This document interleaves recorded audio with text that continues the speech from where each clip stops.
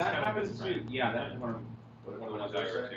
That's same. It's just got a misprint. Like they put down white to catch the color and it was offset. Oh, I thought for a moment there was a misprint wasn't they misspelled IndieWebCamp. That would have been interesting. That would have been. Yeah, I think we're live.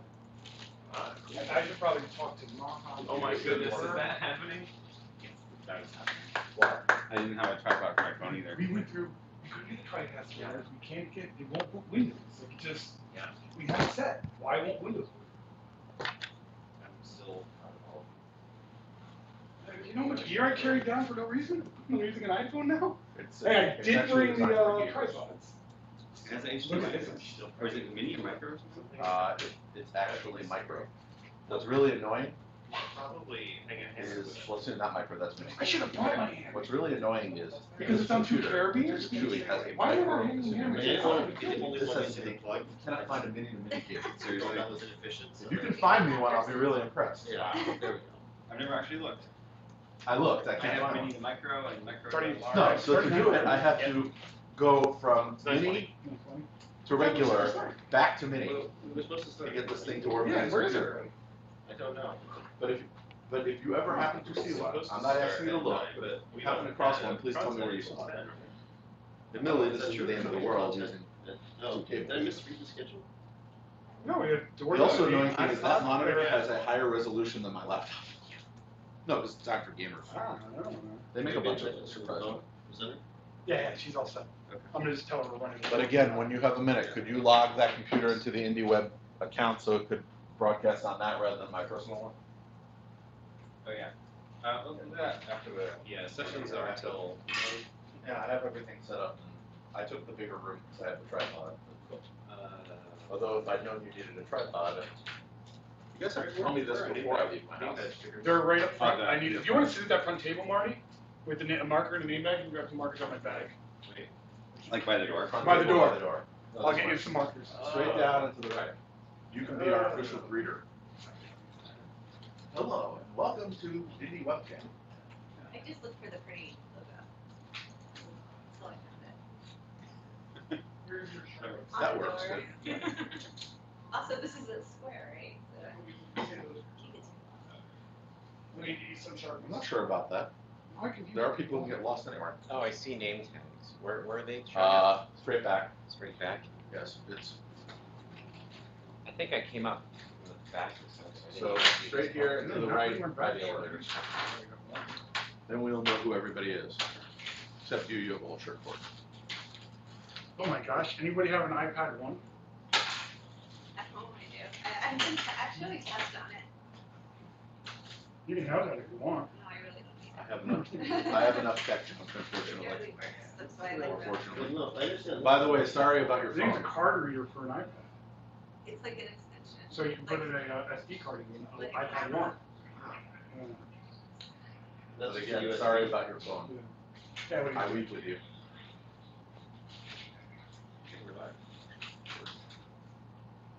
What? You're broadcasting? I got Oh, Dave, bring this to Marty. Okay, just one. That's all I got right now. I'll grab more in a second, but I have to talk to the speaker. He said we're just gonna be a second. Wouldn't it be more than a second considering? Is that already an hour? No, I was more going with the fact that the attendance does not match up with the No. registration. That's okay. Not that I'm going to complain about it because I kinda like it. I come anyway. I like smaller groups always. The only people who seem to show up at the things are him, maybe him, but there's a difference. Both of them are in businesses that promote web standards. Yeah. I didn't know. Well, the last time I came here, it was like 8 people. Actually. The last one was upset. It was like 8 people. Mhm. And then it got a little bigger throughout the day. Oh, so they could just jump. Yeah, people can come in Yeah. whenever. And I feel like that's There's more about this. nice. Grab two things. One wall. Is Pier 17 a bar? Yes, riverfront bar. There's a venue and a bar. A venue and a bar, and is it 21 and up? It's the kind of thing we need to. No, because there's other things that people can do at Pier 17 that aren't. Great. Excellent. Second, shirts. Dave has one for you. And I'll be I just second. delivered it just to have the, talk speed. I delivered it to the Sharpie table. Excellent. You were a stealth I delivery went, person. no, I went there and you weren't there, so I left it and came back. Thank you for dropping off. Sure. Look outside. I don't know, makes me think I should come to Lower Manhattan more often. Yeah, of course you should. I was sort of surprised. I haven't been to this Fulton stuff in such a long time, and I was surprised how nice it looks now. Like it used to be Yeah, that's what, horrible. We were having that conversation last night Oh. about like the changes in New York and the. Well, this specific area like is so much nicer. Yeah. Here, my neck was like, something down there, and I was like, what? Yeah. I'm from Long Island, so I'm like, what do you mean? Like, she always portrayed the city as like this terrible place to go. If you're going into the somebody was insulting the subway. I know there are delays, but it's very useful. All right, so Sorry, people insulting the subway always gets to me. Especially when it's the governor. unless it's me, then like No, unless you it's can myself, you know, No, like you can criticize the subway. Insulting and criticizing are two it's like when my brother comes from California and he's like, New York is so dirty, and I'm just like, you're dirty. Oh yeah, never. Your brother's never been to Los Angeles, obviously. Like, I can see that it was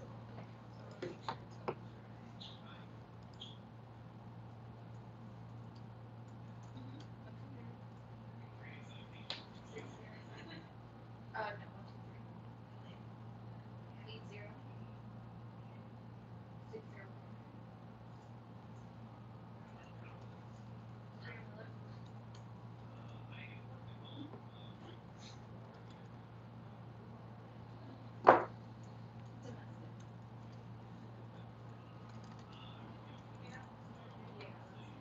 I wonder if because so many of the people are commuting, they just couldn't get here by 9.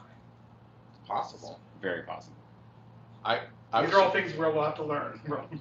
well, I was surprised because I left earlier because of what happened yesterday, and the traffic through the tunnel wasn't quite so bad.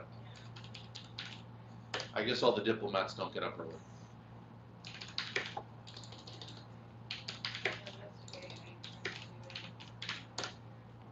Ah, the sound of mechanical keys. Nothing beats it.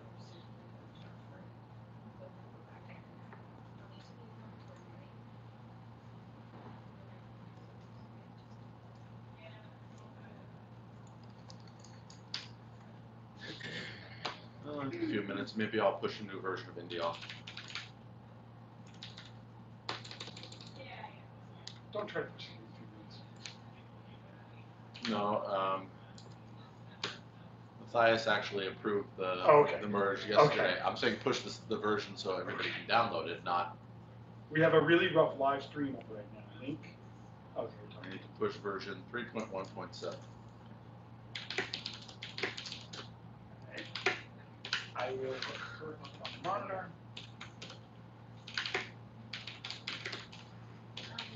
Oh, great. It feels just like home.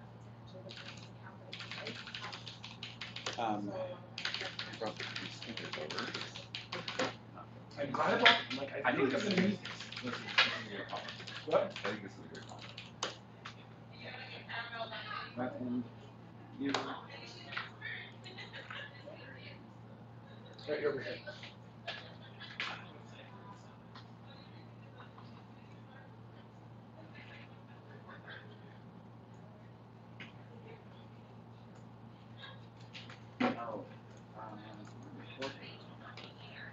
It's on. It could be on her Hangout station, and she's gonna send us the file. Oh.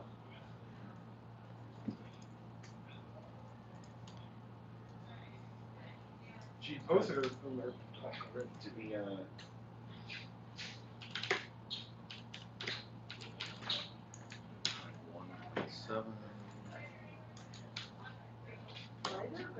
Hey, Bob. They really went out. We're I saw somebody with the same setup at a Starbucks. Yeah, no, it's, I was sort of jealous. we brought I brought Yeah, like they thousands of did dollars of everything. video equipment, and we're using No, one the only iPhone reason for that our stream phone because call I is couldn't because get it all I to just work. spent a month living out of California, so. Yeah, I tried to set up a mobile podcasting lab with a TriCaster Mini that I'd never tested before. Don't By have the any. way, There's always like 1 or 2 If you cables want you're some free missing, advice, but do not spend I'm gonna mute my money screen for just a quick on second, things and around we're gonna do a quick little bite. That's where this is the second year they've sent me there. Not You yet. will be not yet. Are Right you- now you're just on my laptop, but we're about to turn on the TV. You will be on the big Are you screen. plugged in?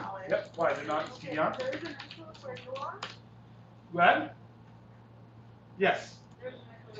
Oh, there's an echo. Well, I'm gonna turn my audio off so you won't hear it. Yeah. Is it on? No, it's over there. There we go. It's like we're both changing. Wait, well, Just these stupid TVs. Hang on. it's input. It's in input number. I think I plugged it in. You're in input 1. HDMI 1. Where's the input thing? Just give me. Is there a button that says input? There we go.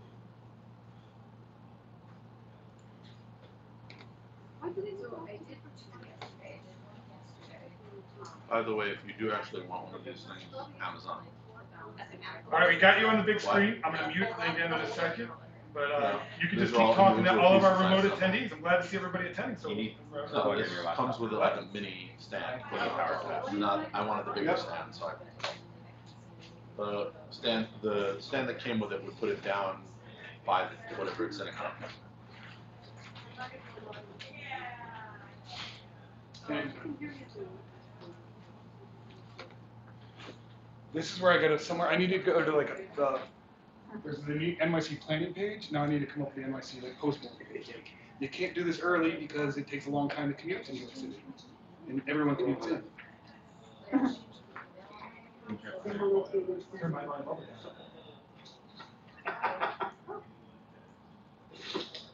Why didn't the volume come through at the HDMI? Why is it coming through the TV? I am Mrs. Jeff.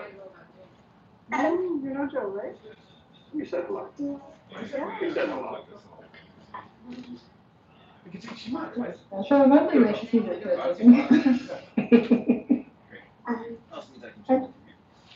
Can I see Sister? I don't think they're looking right now.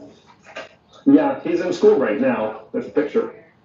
Yeah, it's so cool. Rather old, but Hey everybody, come on in. Is that a Father's Day gift? What? there was that was Father's Day. We don't celebrate Father's Day here, so. Hey Rachel. It's just Couldn't Father's do it that Day. way. Ah. Yeah, just- Oh. But why don't we have Father's Day? We should, right?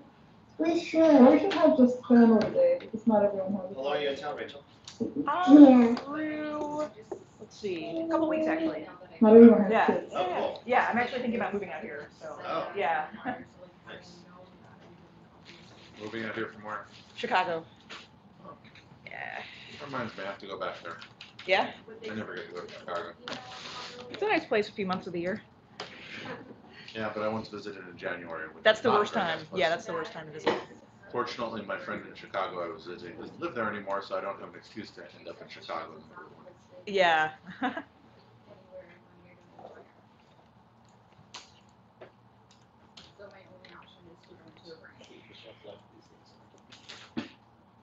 Give me your phone.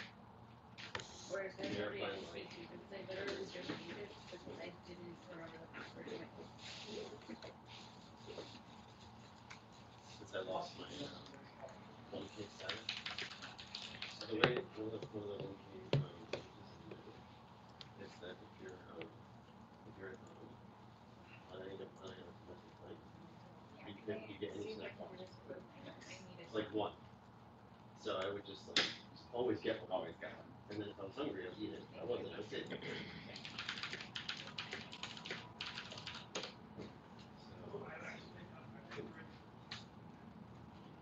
So, that's year after the best one.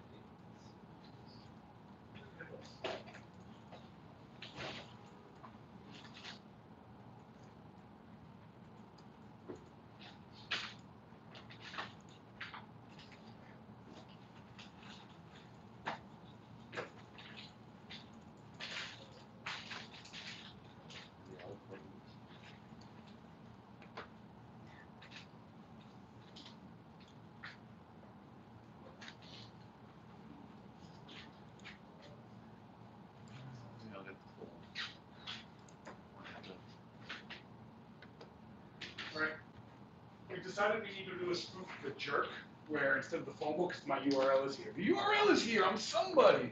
Yay. No, Oh, are the Sharpies here? I can. I guess. Yeah. No. Yes, Steve Martin, the jerk. Yeah.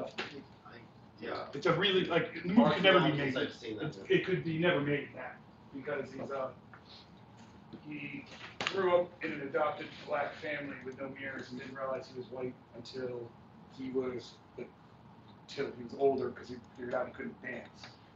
And then he goes out to find out who he is. And then he gets rich, loses all his money. That's good.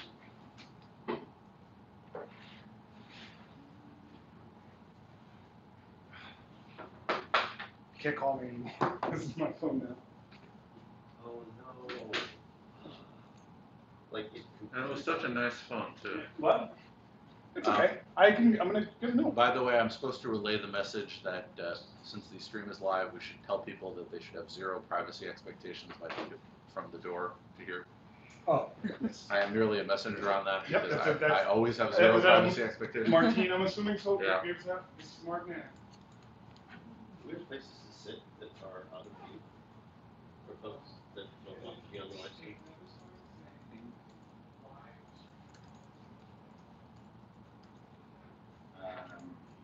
That table. The table that just did all and this yeah. Okay. You're not in the live stream. I mean, So we can. Actually, it's really just that table. I've given up on being anonymous. It hasn't worked for me. Especially not after last time.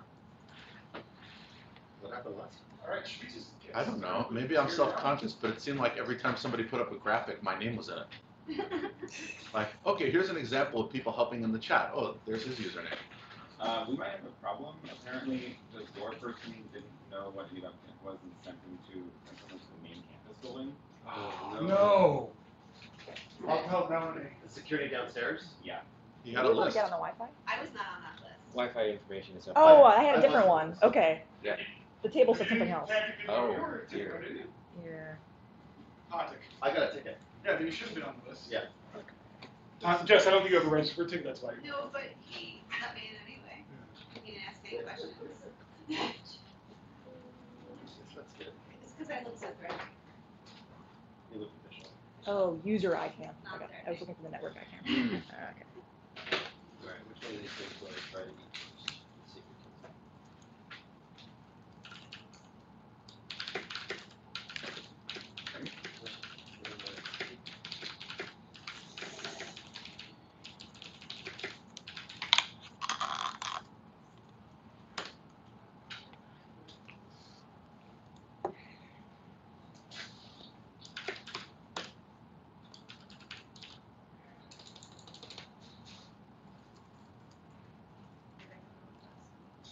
Is that Data Liberation Front? Yes, yeah. Huh? I've heard of it. Oh, yeah. Awesome. Actually, I think I recognize the name. My name? Just in writing. Okay. I've seen it What's before. your David Chance gave it. Shansky? I Okay. am just I'm You're an just anonymous observer. person. You're trying to be anonymous. No, not trying. Oh, you gave up on that. Yeah. No, I'm saying I read a lot of things, and I'm almost positive I've seen Okay. the name. Wow. Were you doing issues on with that data transfer? Yes. Then that's where I saw Wow. Okay. it. I'm sorry. I think you're the first person who's ever like known who I am. That's awesome. I had to turn off those subscriptions. They so. switched security Yeah, guards, you've seen and all the of new guy my didn't know. spam. pull I know requests. it wasn't that. It was getting to the point where I just couldn't Yes, keep up with it. everybody's Oh, coming, okay. so I know you- Okay. So it wasn't a personal thing. It was just Okay. if the She's flow is going too over much, there right now, I and we're gonna can't get subscribe kids to from every that single one. message. Okay. I figure I'll just periodically I go think there. and That's read good. what's So going on. we have the reputation of being an active GitHub project. Clearly, sounds good to Yeah, I know. know. Yeah, I'm happy to talk about the project if you want. Wow. I just want to get my data out of everywhere when I want to. So I was hoping. You That's the guys, goal. I was hoping you guys would succeed without No, having to do anything. Yeah. Well, that is the goal. But if Maybe you writing want, API interfaces. Yeah. She's making one right well, now. we want to empower you to transfer it to wherever you want. Yeah, which is So Let me just tell them. usually in this case my website. your website. Okay.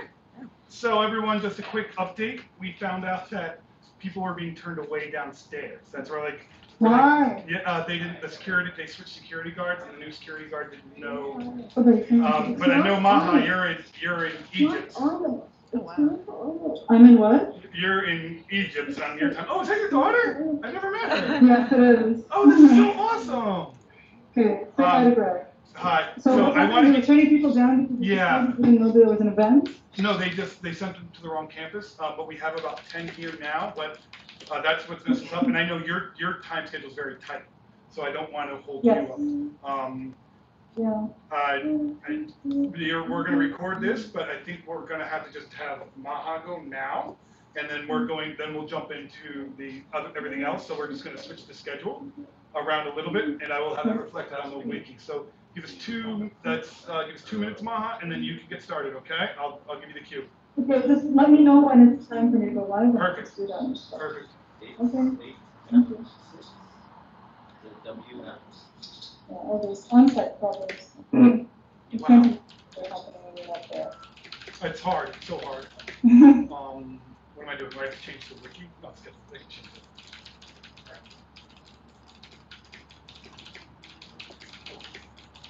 That stream's on, right? Yep. Okay. All right, Maha, you can bring yourself live. Again, make sure you maximize the window on that screen. Not half screen.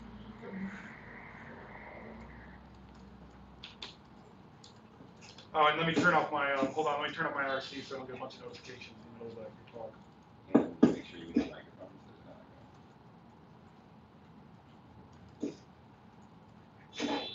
Have you guys done your homework? Are you gonna have a story to share about something you have good intentions? Yeah. I can go with my Perfect. my go-to one. All right, I'm okay, gonna. You have a go-to one. Good.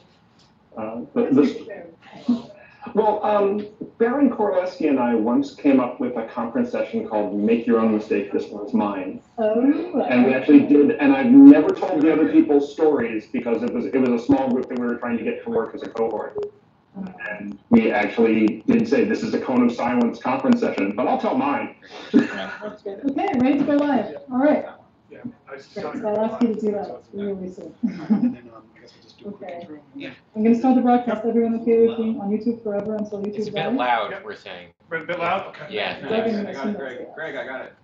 Remote. Magic. Also, I think it sounds like. Yeah, I'll let you guys know. All right, welcome everybody who's here.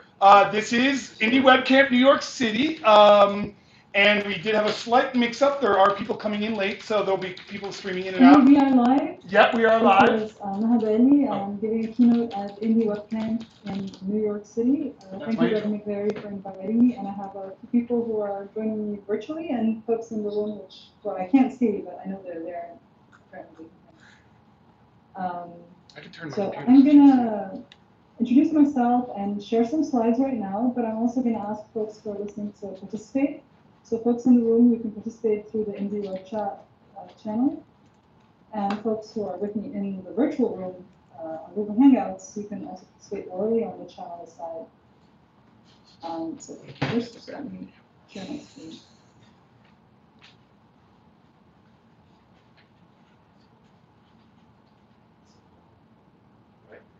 All right, we see it.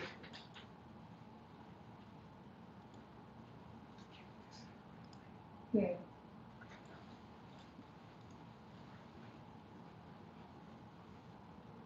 Is this working? Everybody see the slides? Can someone in the room tell me?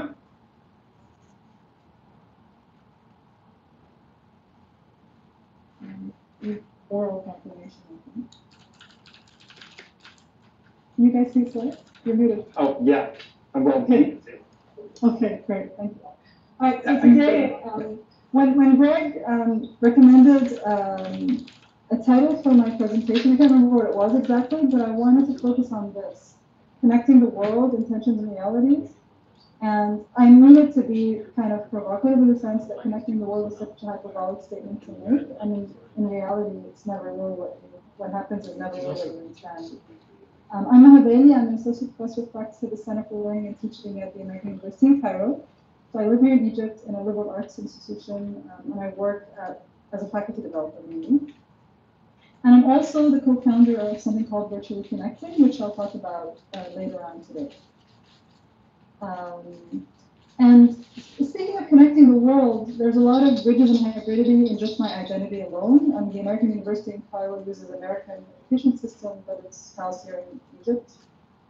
Virtually connecting is all about connecting people who are in one place together with people who are remote who couldn't be there. Equity Unbound, a project I'm going to talk about in a second, is about connecting folks across the world, but with an equity focus. And I have a very strong online life that intersects with my face-to-face. So I'm a pretty hybrid person as well. And this is who I am online. This is me on Twitter and my blog. A few years ago, I wrote an article for the journal Hybrid Pedagogy. Don't know if any of you have read it, but it's a really good journal. And the article was about critical pedagogy, intentions, and realities. So critical pedagogy, a pedagogy focused on social justice and challenging the status quo. And there's a lot of academics who write about this and about empowerment and liberation, but a lot of it, when you try to apply it in practice, fails. And sometimes it fails because the theory is just so difficult to achieve, and sometimes the theory doesn't tell you how to go about it, and when you go and apply it in a particular context, it doesn't work the same way the author of that article said it would work in your own context. And so I'll just start with this image. I don't know if you guys follow soccer. You guys in the US call soccer, we call football. There was, at the World Cup, an Egyptian goalkeeper declined a Budweiser-sponsored Man of the Match trophy. Does anybody know why that might happen? You can use the IndieWeb chat, or you can... So yeah, post in the chat. Why would he not want those? I can't really move my mic further away, to be honest. I saw a note from Greg that I could move my mic further away. It's okay. Does anyone know why that goalkeeper might turn down that prize? Anyone guess? Okay, so someone said because he doesn't drink or doesn't want to advocate drinking, or he's Muslim and therefore drinking is a religious matter. Yep. So because he's Muslim and drinking is a religious matter. And the trick part here is that in Islam, for very religious Muslims, it's not just that he shouldn't drink, but he shouldn't be in the vicinity of anyone who drinks or in a company that drinks, that produces alcohol and so on. So yeah, so that award was not a gift to him. It's supposed to be a gift, but it's not. It's kind of offensive to him, so we got to give him that. So I'm pretty sure the intentions were pretty good, but the end result was not really very good. And this is not obviously an altruistic type of thing. This is promotion, right? But a lot of us, when we're trying to really be doing something helpful, might end up being harmful instead. So if you guys have a short story of something like that you'd like to share, could you share it in the chat? I noticed the chat doesn't allow you to write very long sentences, so this might be a good to do. Give it a try. And I also know that with me in the room, Joe Murphy, who's a friend of mine, is willing to share a story of this. So I'm going to leave it over to him to say something more of it. Sure. So I'm Joe Murphy. I'm currently the director of the Center for Innovative Pedagogy at Kenyon College, and I used to be one of our library directors. And our good intention was to do more connection. It was to get better input from our faculty by establishing a set of advisory boards that were in the different disciplines, in the different divisions of the college. And basically, the bad outcome was that they worked in inverse relationship to the number of people at the meeting, which in retrospect is almost an obvious thing. But like the meeting of 5 or 6 people in the fine arts worked really well. The meeting of 8 people in the natural sciences worked relatively well. Our humanities and social science departments are really big, and we have a lot of people in the room, and those meetings didn't function nearly as positively, and we didn't necessarily communicate just what we were trying to accomplish as well as we might have. And as a result, it didn't play as an authentic, people didn't understand it as an authentic attempt to get feedback and engage with people. It felt kind of pro forma, and the meetings didn't all work the same way, and it just did not it didn't send the message or get the results that we wanted. And even though we were trying to do something that every company says that's what library and technology organizations should do. Thank you, Bill. I think it's probably happened to a lot of us. Something along those lines. Does anyone else in the room have something to share? I'm looking online. Go ahead, Jack. Yeah, I don't know if this is the greatest one, but this is what's coming to mind. It was one of the first times I was teaching years ago, teaching undergraduate students how to use some kind of basic Flash stuff. And because our use Flash is very much based on this kind of keyframe analogy that has a basis in traditional animation. And I just loved animation for my whole life, so started teaching this completely ignorantly, being like, oh, it's just like animation, and just had this, went on this whole, lesson that I had planned out, and of course completely fell flat because it was based on my very niche interest. And this is, I think, again, sort of obvious thing in hindsight say, oh, of course it didn't work, but it was an important lesson for me in trying to get into perspective from the students. I also think that's also a very common thing that happens to a lot of us when we're passionate about something. We just assume that passion is going to help. Okay, I'm looking at the chat and I'm not seeing anything. Either people have very long stories, or they can't think of one right now because I don't give them as much time as you guys have. So I'm just going to move on and share my screen again and try to say a few stories. Now, I intentionally start with stories of things that I've personally been involved in, but then I'm going to move on to things that I haven't personally been involved in, and hope that folks don't mind that I'm critiquing their work as well. And honestly, I don't know who's in the room at all. I'm making a lot of assumptions about the kinds of people in the room, but I'm assuming that they're like me, they try to do something helpful, and that every now and then someone needs to remind us that maybe what we're trying to do doesn't work as well. So the first example I'm going to give comes from Equity Unbound.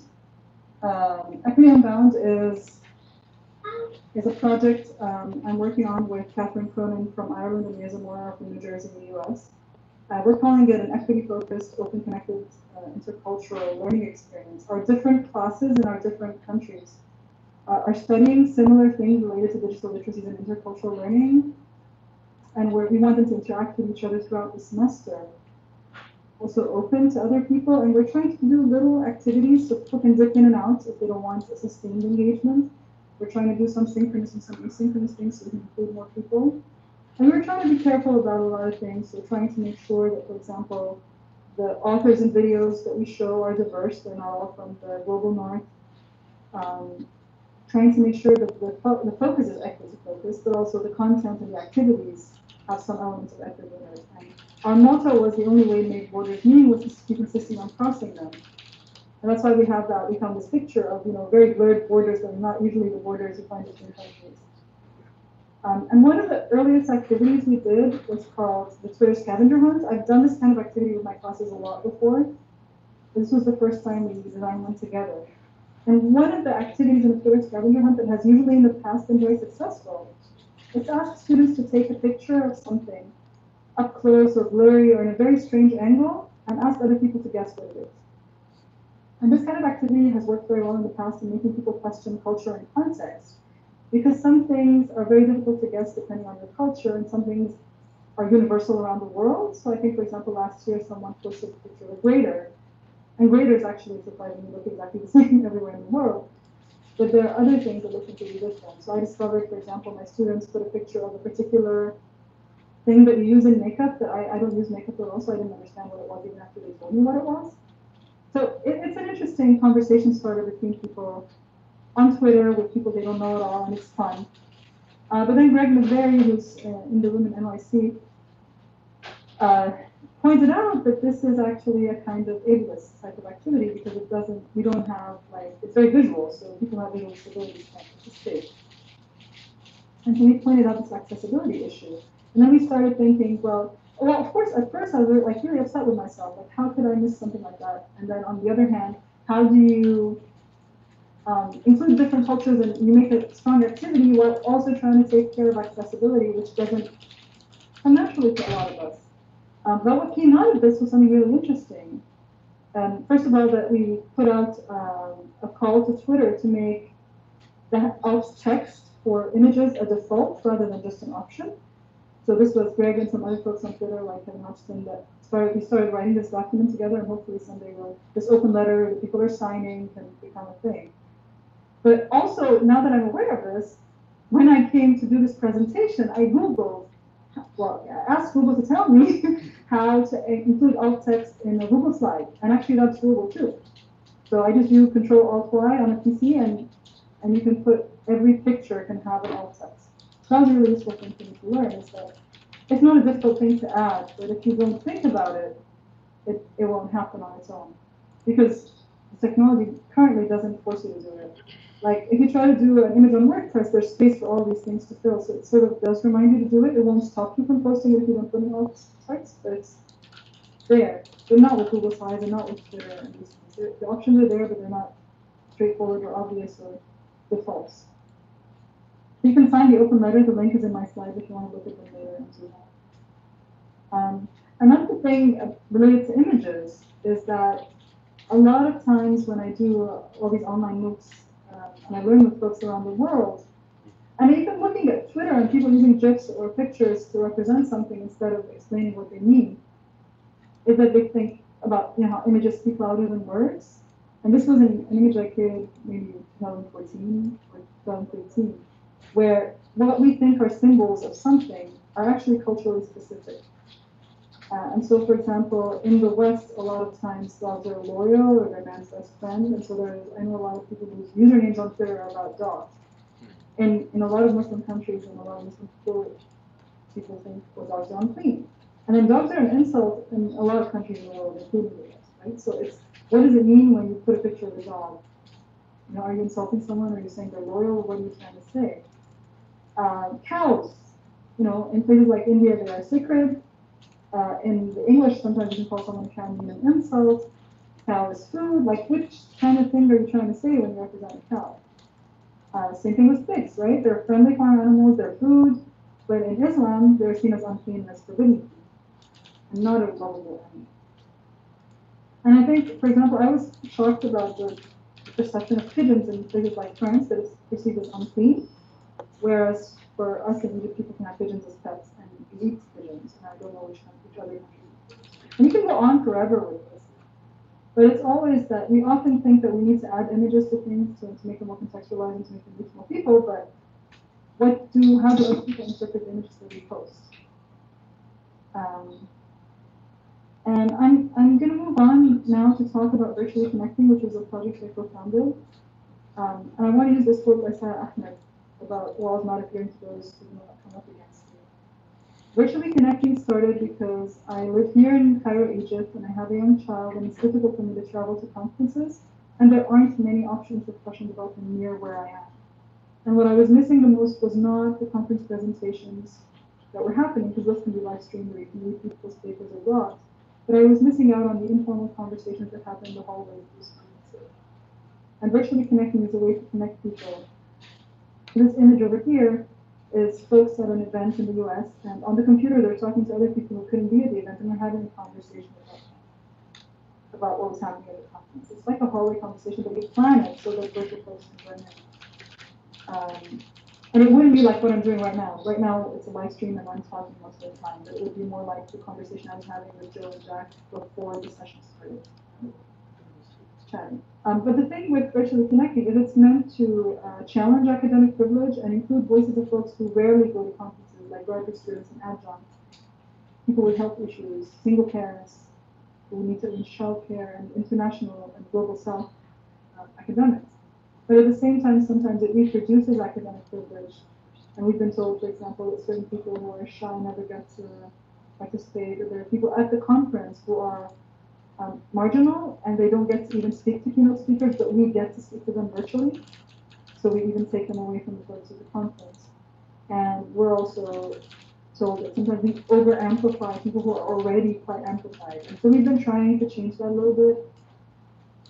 So we listened to that criticism and tried to think of ways of making it more accessible to folks, to understand what virtually connecting is, to try to bring in folks who are marginal as guests, not just folks who are very famous and well-known. And to try to make the process a little bit clearer for people to be able to join in. And we still recognize that just because it's video and uses the internet for live streaming and all that, there's always going to be the elements of who has access to that technology and who isn't sort of extrovert enough to want to join one of those things. And so a few other projects that you guys might know of or have heard of or be involved in that are intended to liberate and democratize and include but don't always end up doing that is, for example, domain of one's own.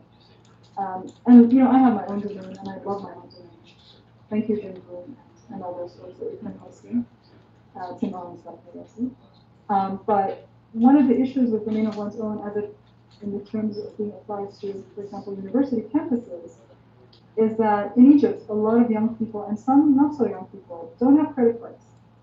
And so the concept of owning a domain, which requires you to have a credit card and to pay for it every single year, to pay for the renewal of the hosting and the renewal of the domain, if I gave my students a blog on a domain of their own while they're in college and then they graduate and they don't have a credit card to keep it up, I'm creating a problem here.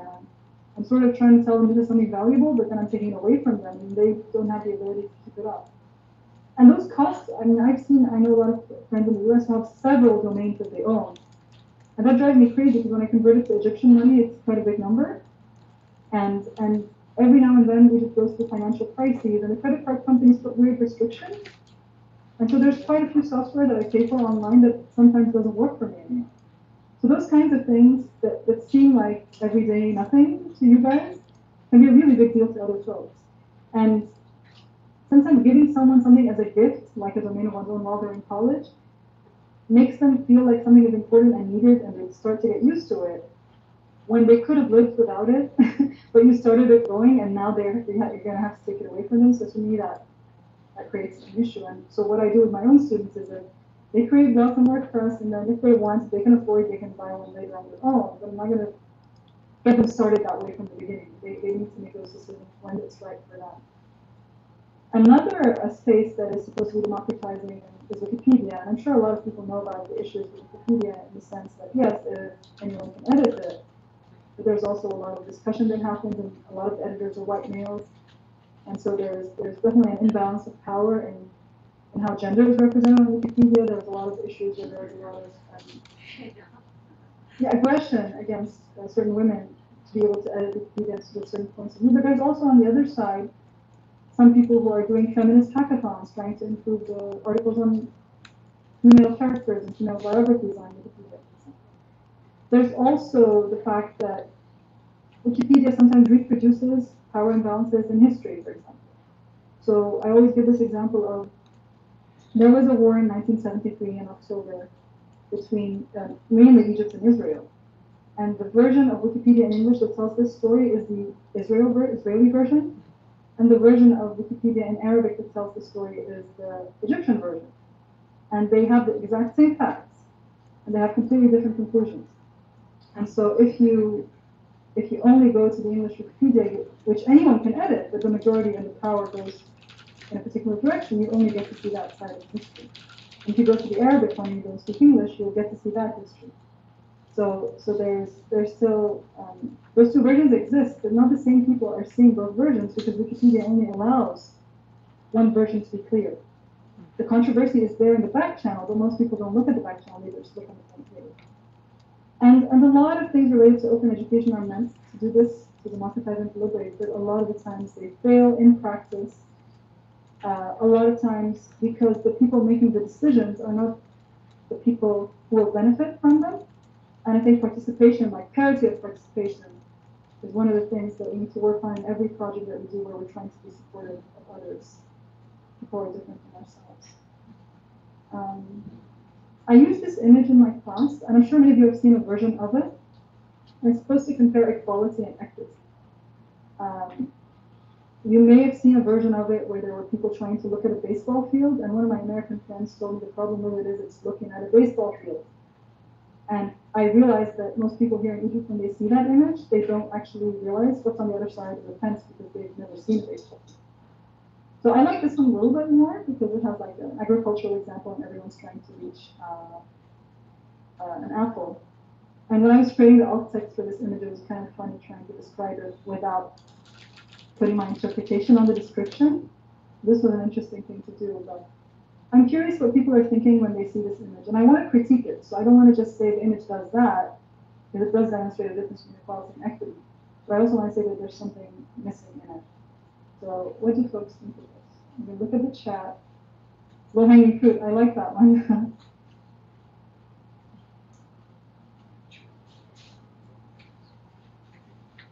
Okay, I'm seeing that a lot of people were talking about stuff in the chat that I just saw right now. Yeah, Zignash is saying, interesting problem finding quality equity in it that is universally understood. Yeah. Thank you. Not everyone can eat apples. I was once, I'm glad someone brought this one up because there was a story once with a friend of mine, this actually happened to her, where she saw an old lady begging in the street and she didn't want to give her money, so she gave her an apple, and the lady started swearing at her because the lady didn't have teeth, so she couldn't bite into an apple. So yeah. I don't ever heard anyone who's allergic to apples, but maybe there are people who are apples would be bad for them. I'm seeing Joe also said a comment that in the Western context, those all look like males. Yeah, they could be, if you're assuming that women must be wearing skirts or not males. Could be. I think the stick figures are better than the other figures that were clearly people. And then these colors are not real colors, so they're not white or brown, or they're just colors that more abstract, so it kind of helps. But in reality, it's never really abstract, so. I'm taking a look at the chat. Not everyone can stand up to eat an apple, that's a good point. Not everyone's qualified to pick apples. Yes.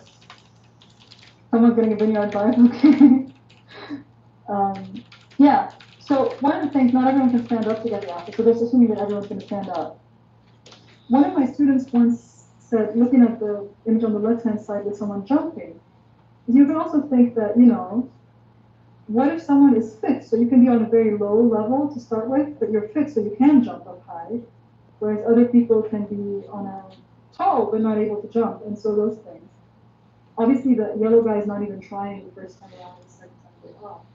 One of my students also once said, felt like this in a image agency, it assumed that the designer of the experience has to always give the person the access rather than let them figure it out on their own. So give them the resources, but let them choose what to do with it. It's not obvious in this chart, in this image that didn't happen. But I think definitely, just for me, the main thing is who assumed that everyone wanted apples in the first place. And a lot of what happens with open education is like that.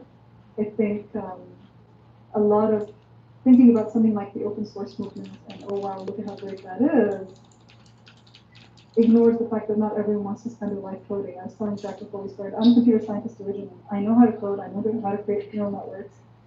I haven't written code beyond very basic HTML, which I don't consider code really, since I graduated 17 years ago, because that's not how I want to spend my life, So it does matter that things like Wikipedia now have a much easier interface to use. For example, because that does allow people who are less techy, who don't want to invest time learning markup or whatever other language that people used to use. It makes it easier for people to participate and to feel like they're participating equally. Peter Moment says not the open source. I don't know what you're talking about. I guess you're talking about Wikipedia, not the open source. Just talking about techy things. And so I just want to say the work of inclusion is never done, and that I think it's useful to keep revisiting our intentions and our practices. It's hard because you feel like you're working on this all the time and making so much effort, and there will always be someone that you missed out or something that you missed out, or you will keep doing the same. You might do the same thing over and over, and it works well, and then one time it doesn't, and you realize that there were people that you couldn't include before. So thank you very much. I'm still here for a while if people have questions. I didn't understand everything that's in the text chat, but I'll try to respond later if we have to go offline. So I'll stop sharing the slides and come back to the session. Okay. Would anyone like to ask anything? I think I went over time. I'm sorry about that. Don't worry.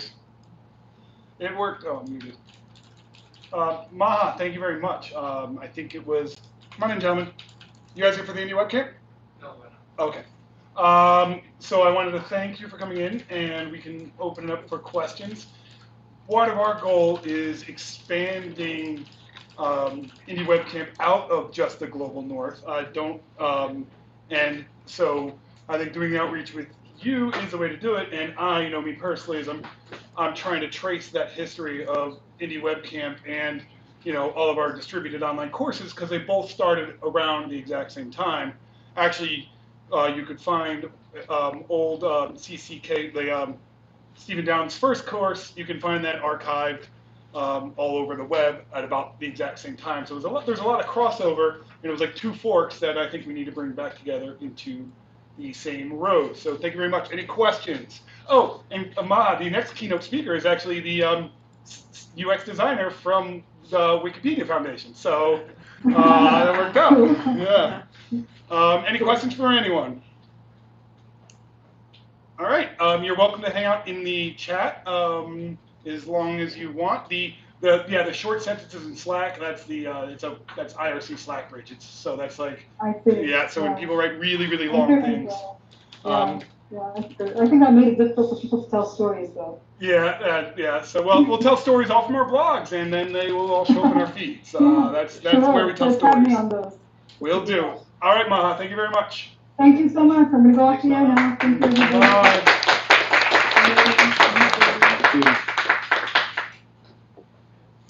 I should just get that Hangout channel open. Everybody, like Doug and everybody's in it. Yeah, keep it open. All right. Just post in there. What? No, it was her live stream. Oh, okay, that's right. And then she's gonna send us. So we're gonna kind of rewind. We had this because Maha was time shifted in Egypt, and her kids needed to eat dinner and go to bed. We let her skip ahead of our schedule. You guys don't need to be looking at my Mastodon administration screen. But I want to welcome everyone here. My name is Greg McVeary, and I, along with David Shansky and Marty McGuire, organized this event.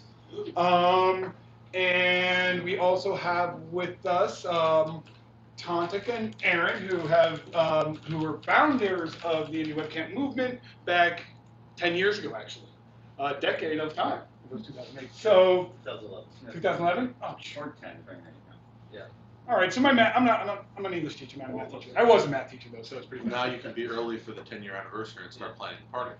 Yes, but a couple of just some generic feedback things. We do have a code of conduct. We ask that you all to read it. If you have any issues or just want suggestions, you can come see myself.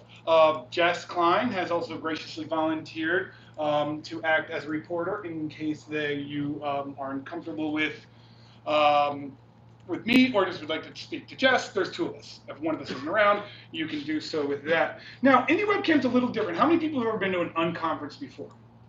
All right, then this will be easy because I'm not going to explain a ton of it, but we're going to develop these sessions right after the next keynote. But I do want to just quickly introduce do I have anything else to say about that? I'm going to quickly introduce Jess Klein. I have known Jess since 2011 when we were playing this suite of tools called Hackasaurus, actually. And Hackasaurus then became WebMaker, which then became Mozilla Learning, which then became, well, it's history.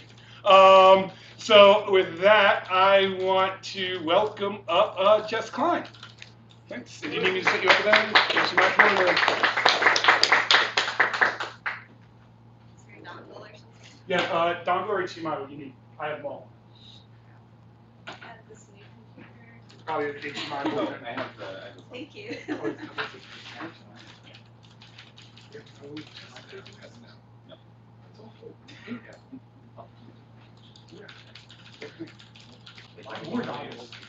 I have a lot of dongles, but no.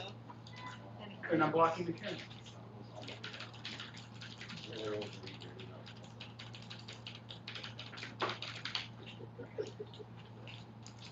Oh, let me send here. I might my invoice doesn't maybe know if they don't answer for me. I need to have here. Okay.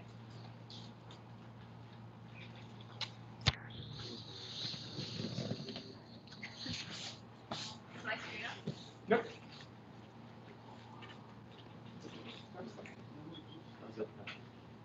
Jess, I had no idea that the articles are different in different languages. I just thought they were natural translations. I didn't know that they were. No, they're completely different. I had no idea. Yes, go to chat.indieweb.org/. Okay. Enter your email. Okay, thanks. Just is that gonna be cool for your laptop? There's a slightly raised platform if that would be I better. really don't care. Okay. I'm being Van White. That's okay. I mean, I can just slide. The last time I said that to somebody, they got very offended, so. I think my students, they don't know what I'm talking about. You can be my wingman. Hi, everyone here and online. I'm Jess Klein. I work for the internet. I have been working on open source in various forms since I guess 2002 is really when I started kind of getting into it.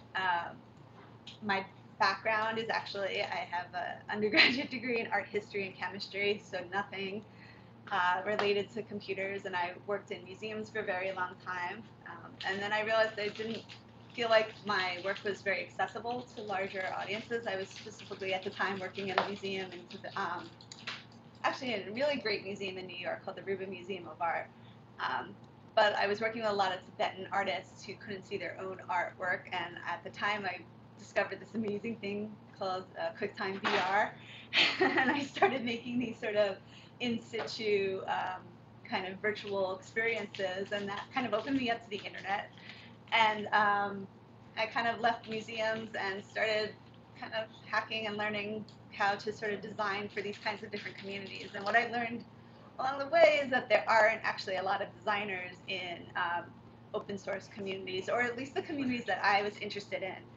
And I actually was going to talk today about kind of like how to contribute in open source design and how all the things that I've been doing in different places like Mozilla and in Wikipedia, where I now work, or different other kind of the P5 community, all these great places that are out there in the world. But I've been watching the news a lot the past 24 hours, and I'm kind of pissed at this point about the state of things in the United States. And I feel like it's kind of my obligation to talk a little bit about how, I don't know, this is what happens when you say something about the president. Is it HDMI? It's HDMI's fault. Okay. Okay, so this is a slide about me. This is my website if you want to go to it. It's justklein.is. And this is where I work right now. But I do feel like it's important to talk about kind of creating safe spaces for collaboration in open source. And I think that's where design comes in. Right now I'm working for Wikimedia, and as Maha said, there's lots of, harassment in different kinds of open source communities. And I think it's really important to be able to talk about setting a level playing field for all of the different people who are contributing to a project. And I know at Wikimedia, but also just in a lot of the projects that I'm involved in, people are really trying to come up with active, proactive tools and methods for engaging and creating safe spaces for collaboration. And so I had created this toolkit called Open Design Kit, which is a website that you can go to. And the idea is that it's just like a place to kind of collect all of your team members or all of your different kinds of characters who are going to be involved in your open source collaboration, and kind of set a baseline for vocabulary, set a baseline for how you're going to work together, and also recognize the fact that you have committed now to working on an open source project, and you're going to do it from all different parts of the world, from all different kinds of accessibility standpoints, and you have to figure out a way to work with each other. And everyone has these great intentions, but not always. It's always kind of hard when you actually have to figure out how to work with each other. And so the project started when I was actually working at this other organization called Boku, and we were working with, it's kind of traditional. It's an open web shop, I guess you would call it. With, there are a lot of clients, a lot of designers, a lot of people who are interested in creating their projects for whatever they are. And we had this vision of working with distributed teams, which I think a lot of people have when they are coming up with these great project ideas. And it was great, but they were infusing design for the first time after a long history of kind of having an engineer-run organization. And so I was like, okay, great, here's my challenge. How do I join it? And so while I was simultaneously trying to work with my colleagues at Boku to explain to them what design was and teach them how to work with me, I was also having to present that to my collaborators wherever they were in the world. And so it became like a twofold challenge. It was like, how do you work well with a designer on your project?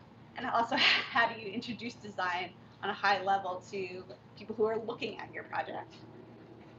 And I became like this character where I was constantly like the teacher in the room, where no matter what I was doing, I really didn't actually get to the design part. I was just constantly teaching people how to talk to me. And that became kind of frustrating. And so I kind of started by making lots of different presentations, handouts, blog posts, putting it in the contract language we tried, and I was even doing like really like hand holding, like sit next to me, like have it, ask me anything, lunch with your designer. But it was a really challenging thing to do, and it continues to be a challenge. And so I wanted to look at what was out there already in the world to sort of say, okay, here's a link, take a look. This is like best practices for how to work with designers. And there's some really great examples out there. There's like IDEO, everyone always points their fingers to look at IDEO because they have a really great human-centered design toolkit.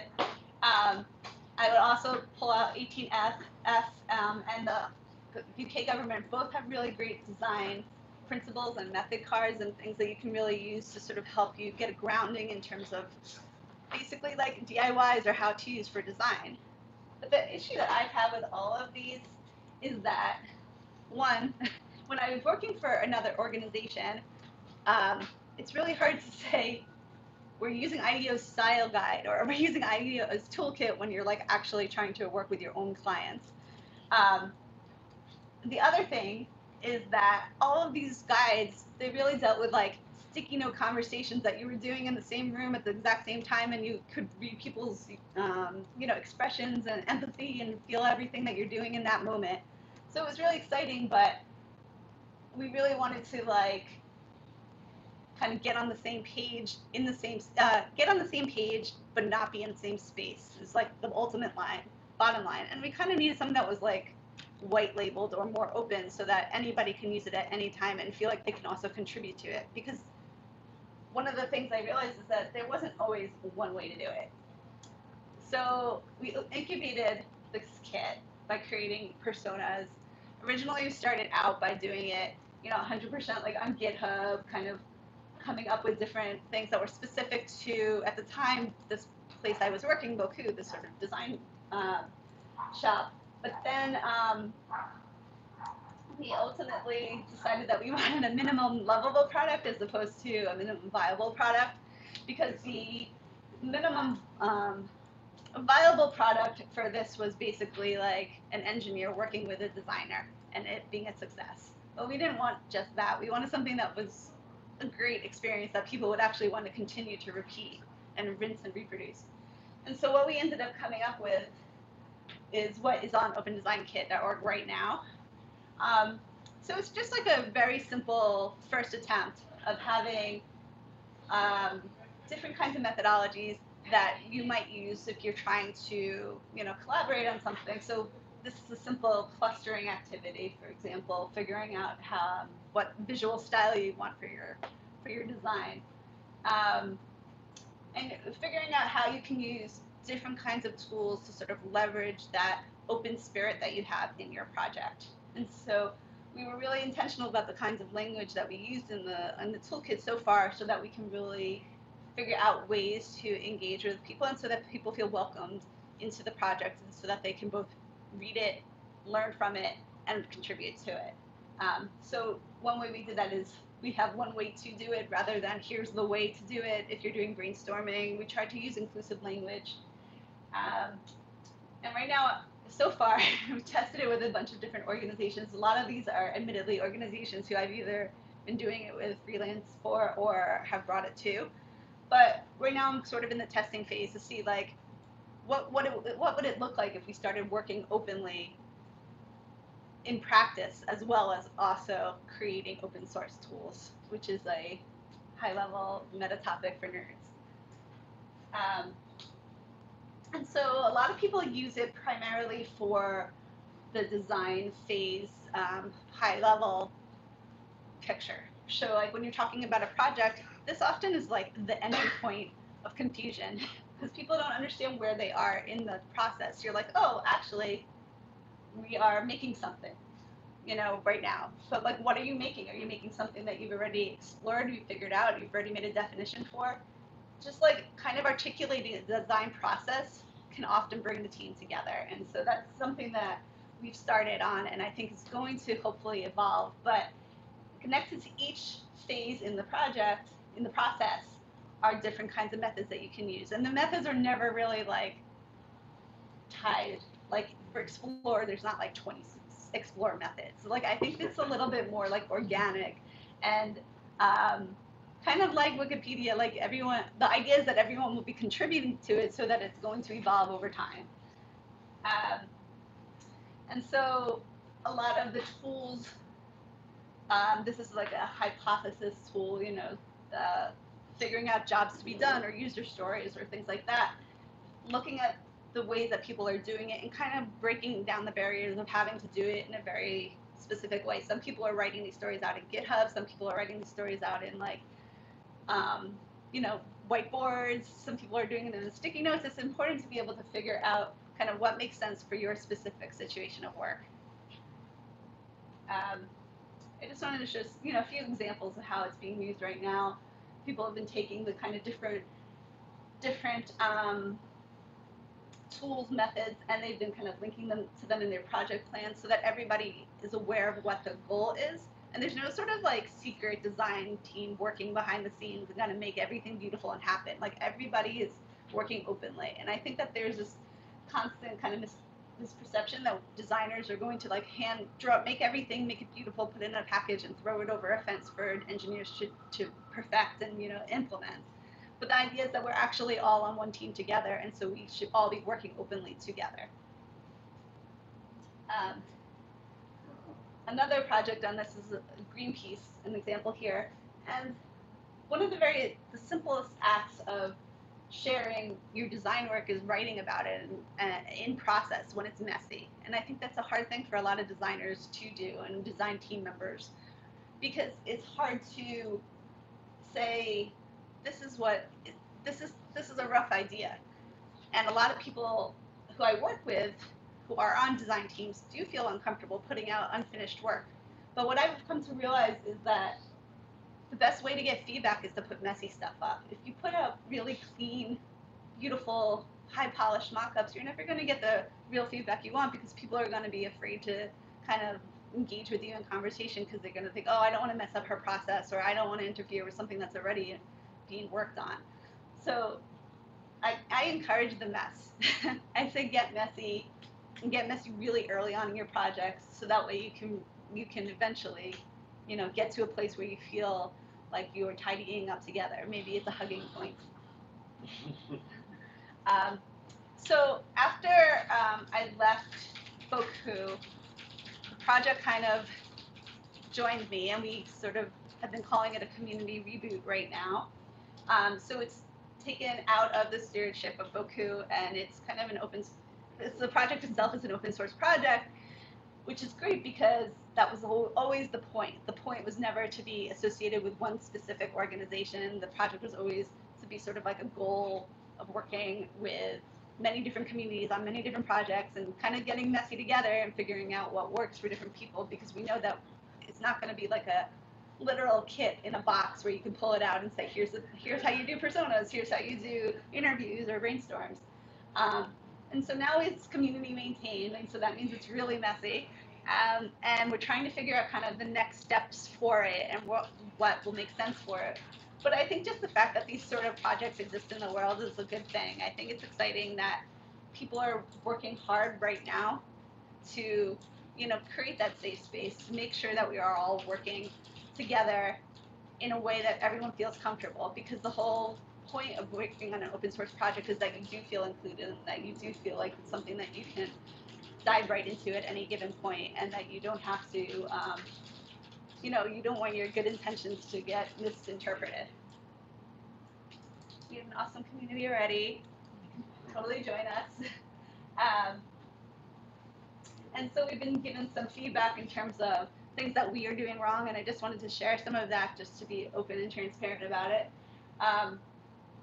People are telling us that the feedback we've received so far is that the pitch is the most important part of this kit, that the process, that slide I shared earlier, that's the most important thing that people should really, set the stage together on, make sure everybody's aware of their process and how we're working together. All of the methods right now are remote first, but we can do a better job of that. And I think to do a better job of that, we need people who are not in the room working on the kit together. So that's why I'm trying to recruit more people to work on the remote entries. All of the all of the content is Creative Commons licensed, but we haven't set it, and so we need to put that up there. And then people are constantly asking around for guides or for tools. So like a combination of when you combine several different methods together, you get a design workshop. Or if you are working on a sticky clustering or affinity diagram activity, what tools do you use? And that's a challenging one because tools keep changing. And you have things that were open source and now they've become freemium models and stuff like that. And so that's a guide that we can work on and continue contributing to. And again, then there's been a request for people to see examples of workflows that have gone well or workflows that have failed in open source projects that have tried to integrate design. And finally, localization, which is of course always going to be, it was never an afterthought of the project, but it's something that we're all very passionate about. And I'm just going to show you some little templates that people have shared. These are templates that should be openly accessible in the project. These sorts of things that you can use for anything. This is a clustering activity I did just yesterday, so I'm just trying to throw it in just to show you how messy I like to get. But there's so many different ways that you can do these activities, and you don't have to live in sort of this like design cloister. Like you should feel like anybody can do design and be part of the design process, and this is sort of helping you to set the vocabulary for your team members to do it. So these are the things that we're looking for. We have a Slack channel right now, and we have a GitHub repo. And that's all. But I was wondering if there's any questions. I went over a lot of information.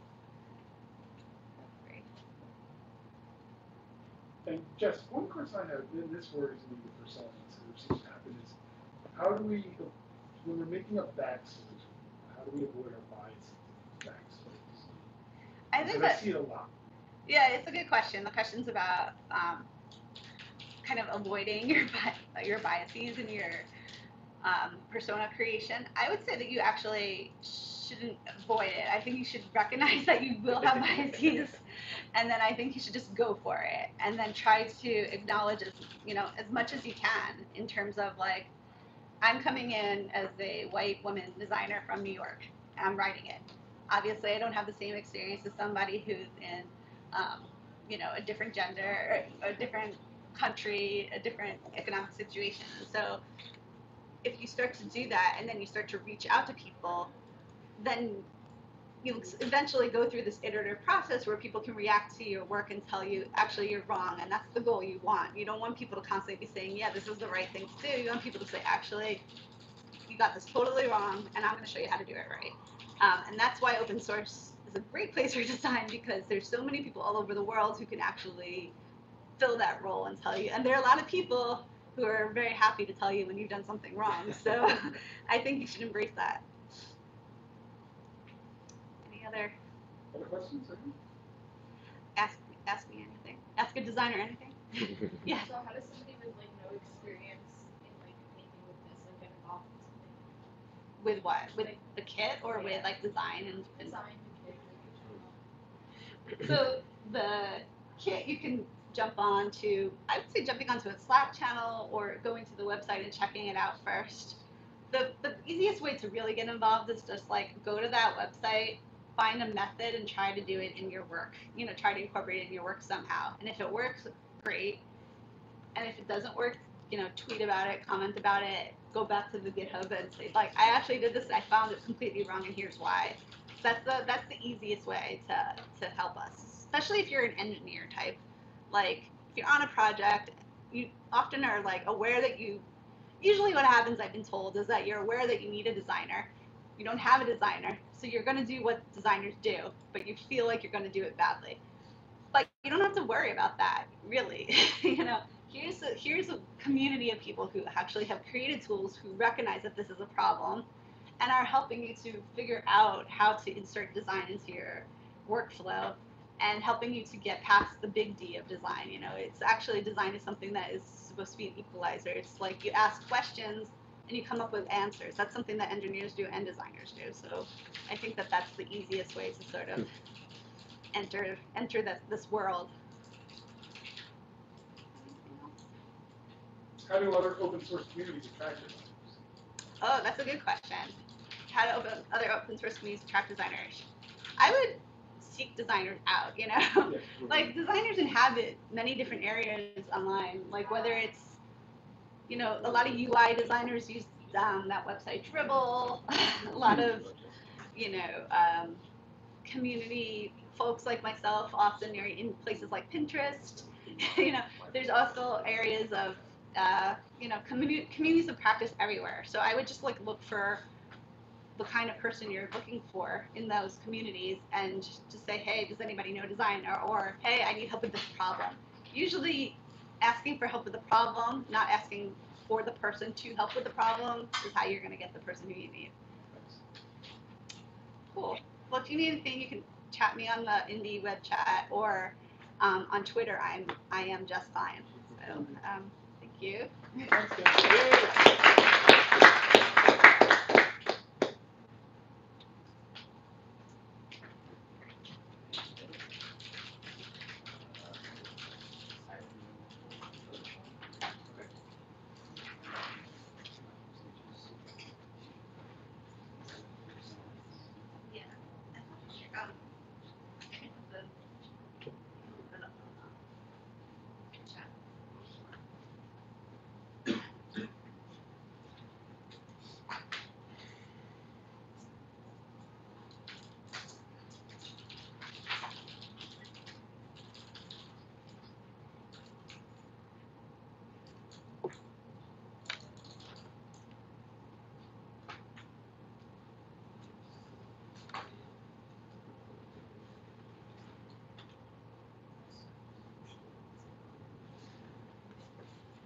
All right, hi everybody. Thanks for coming again. I'm Aaron Parecki, one of the co-founders of IndieWebCamp from a while ago, and this is actually my first time at one of the New York ones, so I'm pretty excited.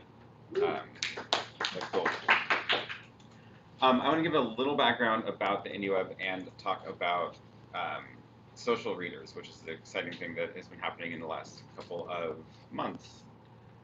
So I'm sure we're all familiar with a lot of the problems that have popped up in the last couple of years around things like using Facebook or Twitter, and whether that's Twitter ignoring abuse complaints or just shutting down accounts randomly.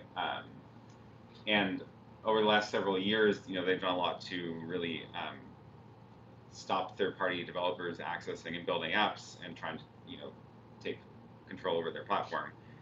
And this has happened over and over again over the years. Like, these are a bunch of, maybe you've used some of these sites that have now shut down, and when they shut down, they take a lot of the content with them. And people have spent a lot of time writing content, posting things, doing whatever it is these sites do, and then all of a sudden they shut down, and now you've lost the connections you made on there, you've lost the content you've put in there. So we think that there should be a better solution to that, and that is sort of where the idea of IndieWeb comes about, is that the internet is great if we all have a place of our own on the internet and can use that to then talk to each other using our own websites. And there's many different ways that that can take form. You can use a service like micro.blog, which makes it very easy to sign up and get going. You can point a domain name to that and use it as your own website. You can install something like WordPress or Known, which are open source tools that will let you run a website on your own domain name. if you are more of a do-it-yourself type, you can use a static site generator, Hugo, Jekyll, and create the templates yourself and you know, make those look like however you want. I'm like way on that end of the spectrum, so this is my website, and this is all custom, homegrown stuff. I like having control over exactly what it looks like and what content can go on that. But the cool thing is that even with two totally different websites running totally different software written by different people, we can still actually talk to each other online. So this is my website on the right, and I posted a note on my website that was replied to Barnaby's note, and you can see my comment is now showing up on his post. And you know, we have different software, we don't share any code in common, and yet somehow we can still talk between our own websites, which is pretty cool. So that is that idea of commenting back and forth, where we can both write in our own spaces, is one of the core ideas around the IndieWeb. And there's some, you know, we can go into more about how to make that work and how you can start setting it up on your own website later today. But one of the big missing pieces that that hasn't been developed much in the IndieWeb space until recently is the idea of having a single place to go to actually read all the stuff from your friends. Because, like, yeah, I'm not going to go and visit all of my friends' websites every day to see what they're all posting. It's just not going to happen, as much as I like my friends. We used to have, you know, Google Reader, and you could add a bunch of feeds into Google Reader, and it was cool. But of course, it's gone now, and there's like barely any RSS readers that are still around. There are a few, but the thing that they always were missing was the idea of actually being able to communicate both directions. These readers were always about one way. You would add a news feed from someone's blog, either a person's blog or like a news site, and you could see the posts that they were saying, but you could never talk back to them. And you know, as soon as Twitter and Facebook came around, they made it extremely easy to have the conversations both ways. So you just click on the little reply button, and then you can just type in the box, and then all of a sudden the person will see what you wrote. And that is what caused, you know, things like Twitter and Facebook to completely kill RSS, because it turns out people actually want to talk to each other online. So we need to, in the IndieWeb space, we need to make it just as easy to do the interactions we get on Twitter and Facebook between our own websites so that we can all own our conversations. So this is what's been happening over the last couple of months now, is this is the Reader app that I use now. And this is one that I wrote, but it's also set up so that anybody else can use it as well. So this is now what I see when I, you know, load up my app. I see all the different kinds of content I'm following, and I can see the list of posts, and I can go and click the reply button, type a little note, and then that gets posted to my website when I reply from the reader. And then my website has the post, and just like normal, my website will go and tell the other site that I've left a comment on their blog, and then the comment can show up on that site. So it's this is like stitching together the whole ecosystem. That the way this also works is it enables people to build native apps or apps on other platforms. So this is an iOS and Android version of showing the same data from my website, which is serving that data. And the other thing this is trying to do is make it so that it's easier to build these kinds of experiences, and building these kinds of things don't require everybody to do the entire like stack of development of what it takes to build a reader.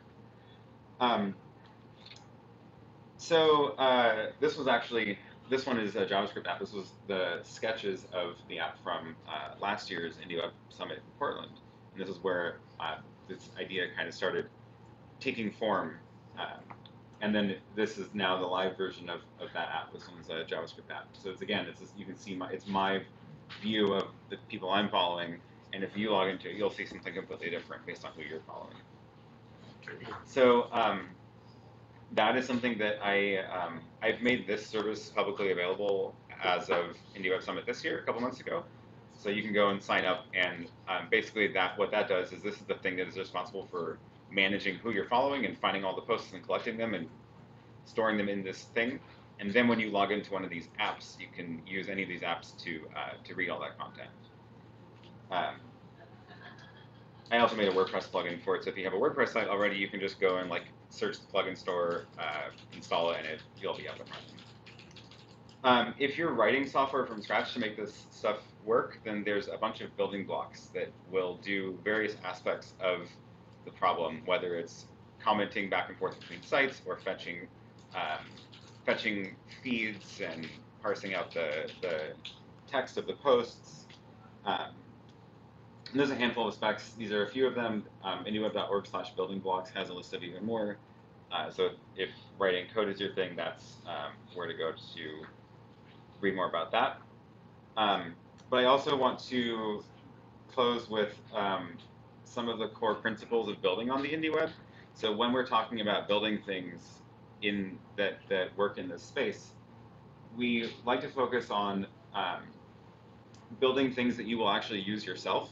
So that is, if you're not willing to use your own creations, then why would anybody else, right? UX and design is more important than the protocols underneath, so we try to make sure that everything is being influenced by what it looks like and how it works, rather how it's used, rather than what the protocol looks like under the hood. That's just how we actually implement it once we know what we're trying to go for. The idea with modularity is that we should have small pieces that do specific tasks working together rather than one gigantic stack that does everything.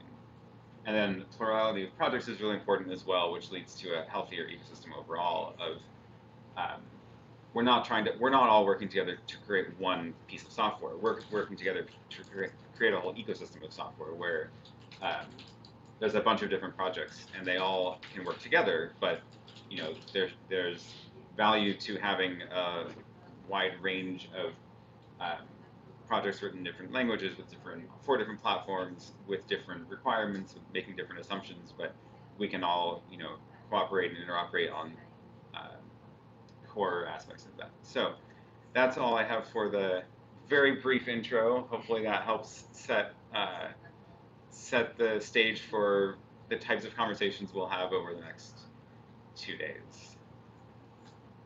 Thanks.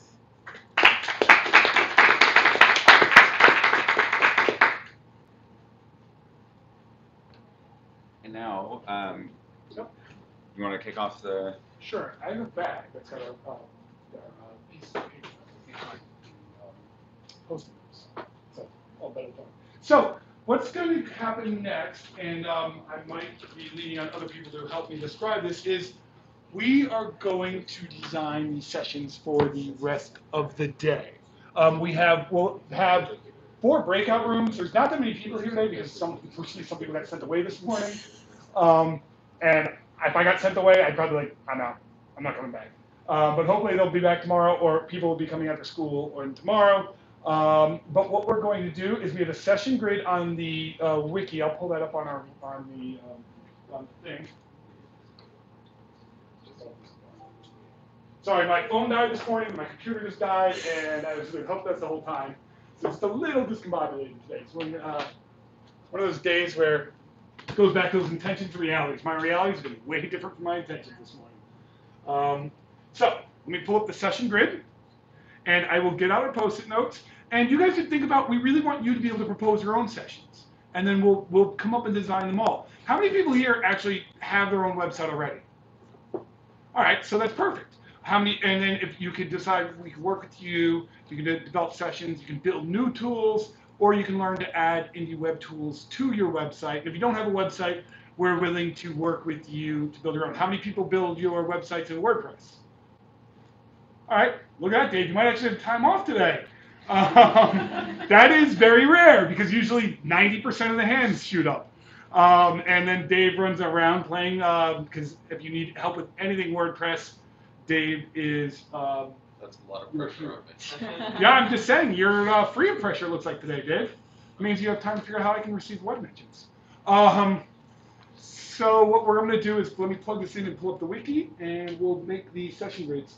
There is a bag somewhere in this room with Post-it notes in there. Did anybody see that little bag? There they are. Perfect. Thank you, Jess. So what's going to happen is we have a breakout room for the video conferences. And Marty, can you ask if anybody in the video conferences wants to propose sessions? Because we have a video conference room, and they're welcome to propose sessions. Sure. Do you think people are in there? What? Is that running right now? Oh yeah, the talks. If they all set up, that's what they're doing. They're making sure it works. That's on the chat if people want. Oh, I meant like ask remote attendees. Not on the video. All right, so what we'll do is we have, this room is just a lounge, so we won't have a breakout room in here. We have a video conference room and 2 other breakout rooms, okay? So we'll have 3 different tracks. And we have the session times. Let me pull up the grid.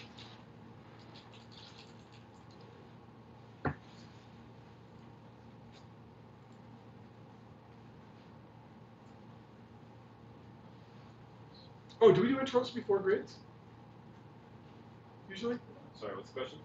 Do we always do intros before grids? No. Yeah. Should I just keep on the roll? And we'll come up with some grid ideas, and then we're going to let you guys each introduce yourselves. You can come up and show us your website if you want.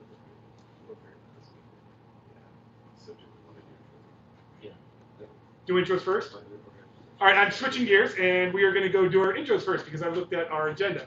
The way the intros do work, it's a lightning round. You get, is it 2 minutes? And we have a timer to basically show us what you're building or what you're working on or your website. And I guess that means I have to go first. So let me pull mine up. Actually, I'm going to not show you my website. Does anybody have a 2-minute timer they want to start? I'm going to... Greg, can you point me at the sticky notes and stuff? The sticky notes right there. Got it. I will start setting up the group. Perfect. So I am going to show you, this is something I have built.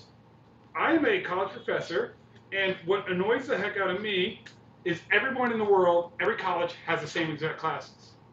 Yet none of us remix each other's works. We all think that, oh, this is mine, someone's going to steal. Nope, nobody wants to steal my stuff, trust me. And that, well, they don't have to because they openly license it. And what I created was a IndieWeb course template that has the correct markup so it could work in the social readers that Aaron has. And it has fundamentally changed the way I talk. And if you look here, you have it on, here's my class, then I have my feeds, I built the planet. Now I did just use RSS for this. But what you have is you have a post where you get all of my students come in, and their posts come in there. They have another sidebar so that they get all of mine. So you see that I added my comment policy to the code of conduct. And I don't have a syllabus, I just have a website, and I put my code of conduct, and I put my policies, like things in my code of conduct that aren't in other places. I have a coming in for IndieWebCamp, come on in. I have a no notification policy. If you're in I don't want you sitting in somebody else's class and getting notifications from my class. And if you're remote, I don't want you getting notifications if you're working in my class. And I have a no driving policy. That's something that you don't really think about, but I think every online class needs to have a no driving policy. You're not allowed to be in a car and taking my class. And then down below, you have a daily ponderance. They have these daily challenges that they have to do all the time to create that sense of community in an online class. Because I've never been able to recreate, when you tell somebody they have to learn, it's a lot different community than when people join to learn. And as a teacher, I'm telling them they have to learn. And that affects your motivation and your community. But if you ever wanted to remix this project, it is on Glitch at, if you can go to Glitch. Anybody know Glitch yet? All right, so this is probably one of the most remixed projects on Glitch right now for the last couple months. It's my course template. And it's all there. You can, if you just search for IndieWeb course template, you'll find it. And my goal for this week is I want to try to figure out how to build a badging system through Web Agents. I prototyped it, and I want to be able to have all the working parts in this Glitch course remix so that people can do different kinds of badges inside of my course, and that is time. But you can go see it, it's all there. If you want to help me build this tool, I'm going to propose that session. Especially I'll need some JavaScript work, I'll need some storage, I'll need lots of help. So it's going to be a fun tool to build, and you're going to help me. All right, who wants to go next? Come on up. HDMI, or you need or you don't even. I don't need to present. Okay, perfect. Yeah. Hi, everyone. I'm Rachel. I work at Google on the data liberation front. Some of you may know about the data transfer project. That's our latest project to promote. So I actually should start out by saying our initial project on data portability is called Google Takeout, which basically provides users an easy way to get a backup of all their user data. But what we learned from that is that it's not so useful necessarily to just download a copy. It's more useful a lot of times to do direct transfer somewhere else. So we're working on a solution to enable direct service-to-service data transfer, which sounds like what Aaron was saying at the beginning of his talk. A lot of people are looking for ways to get their data out of services such as Twitter or readers. So we want to be part of the community at IndieWeb and kind of hear what people are looking for and how they might leverage our project. And we welcome contributors. So if anyone would like to talk to me about data transfer project or what their data portability, data transfer needs are, I'd love to hear it.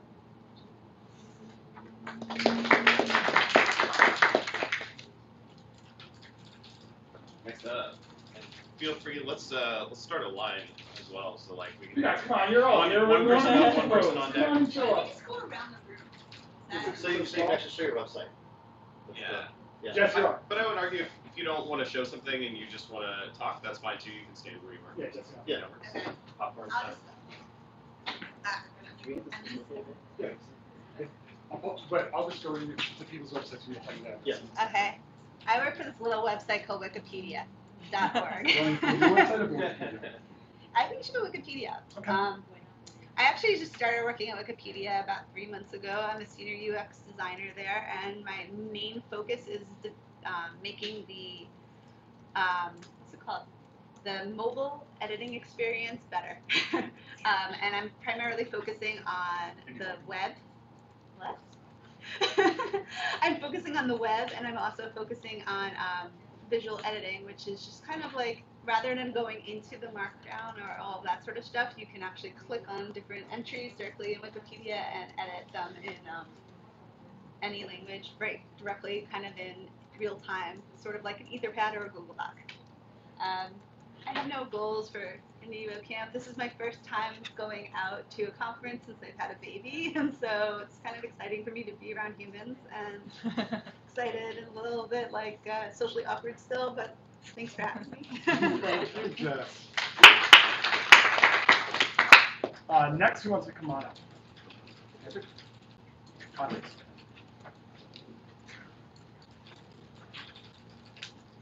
I mean, someone else has to run the test.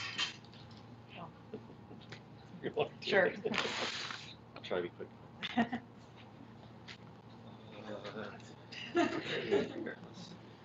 Drive?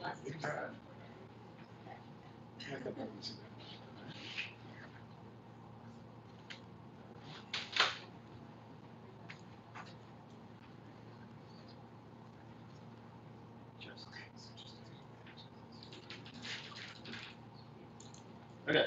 Hi, everyone. I'm Tantric Chog, and my site is tantric.com. I've been trying to post almost everything I can on here. I've been posting all my notes or tweets on my website first instead of Twitter since 2010. So that was like the first. So I challenged myself, see if I could do that. Then I added replies, added things like pictures, and then most recently, let's see. Probably, and I post events too. So if like we're doing a home website club, I should have posted events on my own site. You can see other folks doing that. Replies, you can see like that. Somewhere down here, there might even be some GitHub issues or like likes of them and such. So let's see.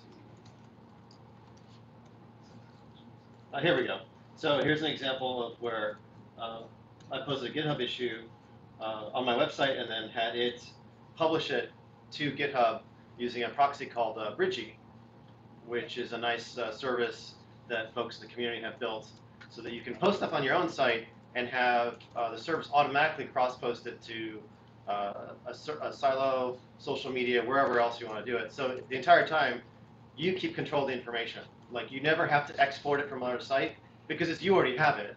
If the other site goes away, it's like you don't need your backup because you have the original. And that's kind of like what I've been trying to practice moving forward is the more stuff I can control in the first place, the less I have to worry about saving and recovering and backing up. So, and the more control I have over it presentationally as well. So that's, I'm trying to do that with more stuff during the IndieWebCamp. So. What was the name of that tool again? Did you say Bridgie? Bridgie. Bridgie. Yes. Okay. Rid.gy. BRID.GY. Yeah. Okay. Yes. That's been a big help. And that's I think one of the big things in the web community is that there's a lot of tools people are building that you can use to implement something without having to build it all yourself, and services as well. So that's definitely helped me get things working.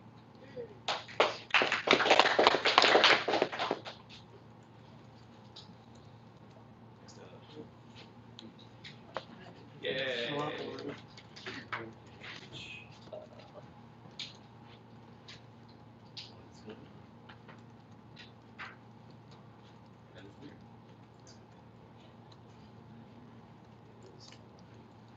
I'm Zahn. I don't know how to describe myself. I've been traveling around the world for most of the last 10 years. I sort of live in New Orleans and just got back into the States after being in Europe for the last 5 months. And mostly been studying and researching and understanding different methods of decentralization and different ways of sharing data on the internet throughout the world that does not rely on authoritarian systems. So the things that I've been spending the most time on recently been sort of being a mediator between different projects using ActivityPub. I've been following about 40 different projects who have been implementing ActivityPub and just trying to help connect resources between these different projects. I was recently helping with a project called Miskey. That's a Japanese, sort of like Mastodon, but it's made by a 20-year-old Japanese developer, and they have, I think, like a couple thousand users already. There's about 7 instances, but it's actually really full-featured, like sort of Twitter-like system, but that uses ActivityPub to it's federated and open source project, and was originally all the developers are Japanese and don't speak English, and so I was like the first English speaker on the platform and helped translate the interface into English. So that was like I just this was the first project I. And you know what? It's awesome because I follow you on that. I love when I meet people that I know online, face to face, and then they're like, "Whoa!" It's like, "Whoa, I did that guy." Yeah. Oh, long time ago. Yeah. Anybody else want to do a demo? Oh, come on up. Okay.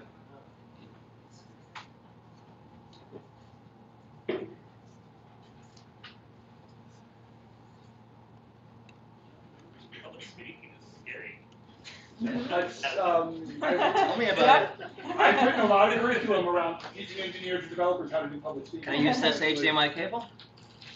Yeah. Small groups makes it easier. Yeah. Especially when we're all grouped.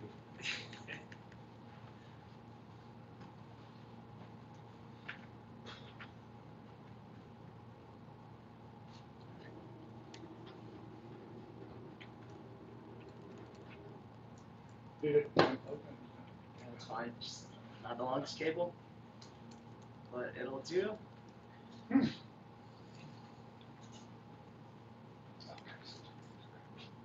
All right. So, my name is Dimitri. Hi everyone. I'm a software engineer, and for the last like 5 years or so, I've primarily been using the Go programming language. So, I'm a big fan of it. Been contributing to it, and as of like 2 months ago, I actually joined the Go team at Google. So, I have a very simple website. I'm a huge fan. I like a lot of the principles behind IndieWeb, and I just want to show one thing about it. That's something I've been working on, mostly for the last year or so. I'm a big fan of the GitHub websites. That's something that's very popular. Lots of people use it. lots of people have their open source code there, and I love the user interface, the experience you have with it. But I always thought like there's some things I might want to change or do differently, but it's a website that another company owns, it's closed source, etc. So I wanted to be able to like benefit from that, like just have something that is my own. And so in Go, you typically create packages, Go packages. That's like source code modules. You can build them, etc. So I wanted to be able to have Go packages on my personal website. So I've been able to have something like that going. So if we go to here, there's a list of packages. Some of them are still on GitHub. Many of them are like these are the packages I created a long time ago, before I couldn't put them on my website, and that's fine. So like for example, here's a little Go command. It's there, this is documentation. But then you get to the top and you see there are some packages that are now on my personal website. And let me show one of them to you. This is a very small one, but it'll do. So this is a package. You can see it as a little overview. This is how you install it. You just go get it, just like every other Go package. You can look at the history of changes, and there's an issue tracker. This one has no issues or changes, but let me show a better one that does. Let's see here. Okay, this one will do. So this is a little walk-to font decoder. So I think it had at least one issue. No, that had changed. Okay, so this is a way you would do something like a pull request. This is not finished. It was a work in progress, but like you could basically merge a change. So that's some of the stuff that I'm working on. So I'd really like to talk to people that are interested in software development and to Go and to see if you like any of this. Like it's all open source. They're all packages that you could use as well. All right, that's all I got. Thanks.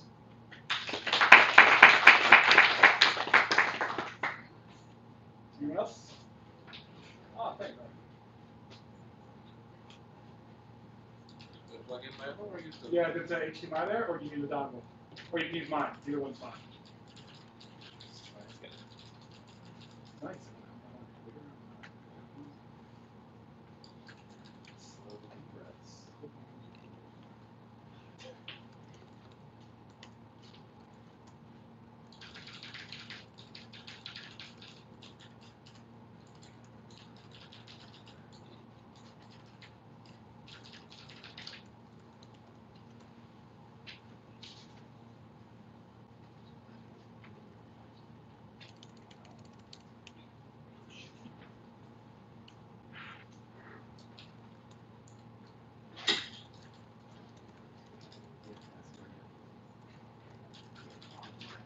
Hi, my name is Arthur Pakin.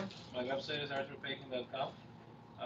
I write in English and Russian about my life, travels, work, and whatever else. I run a small studio making websites for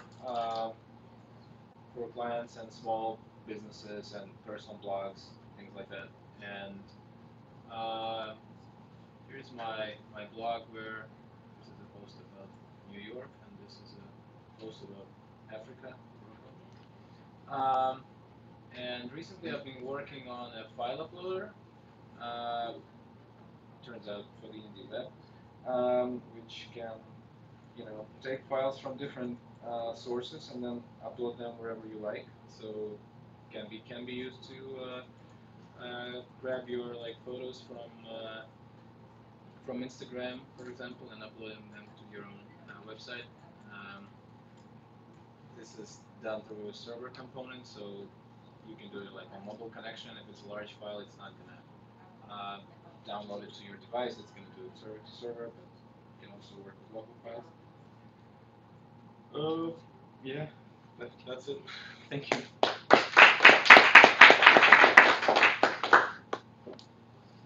next up. I can go. Yeah. Yeah, can we just use Get you plugged in. All new routes. Great.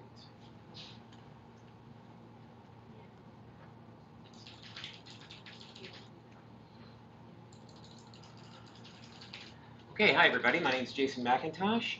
This is my personal blog, Fogknife at fogknife.com. It runs on Plurd, which I mentioned at the June IndieWeb Summit, and I have a couple of updates about it. Flirt is my own hand-rolled static site generator, which I've been working on since 2014. I made it because I like the idea of tools like Jekyll, but they only do about 80% of what I needed. I had the programming chops to fill in the remaining 20%, so I went for it. Anyway, it's meant to be a tool with zero interface on its own. You update it by editing text files in a special directory on your own computer, and daemon processes take care of all the magic whenever you change anything. Since June, I've released version 1.6, which has experimental and underdocumented web mention support, but it's there. Plurd can now send and receive web mentions now if you ask it nicely, and I should note it's all on GitHub. I'm now starting an effort to make it easier to install and use as a proper set of Unixy command line utilities rather than a thing you need to run directly from a git clone directory. I've come to discover to my delighted horror that people besides myself have started to use Plurd, so I've started some mailing lists, which are linked to from the most recent post on Fogknife. I plan to at least publish a short monthly newsletter to the announce list. So if you'd like to tag along with the project, I invite you to join that. And if you end up interested in using the project yourself, or dare I say contributing, please give me a shout at any time. Thank you.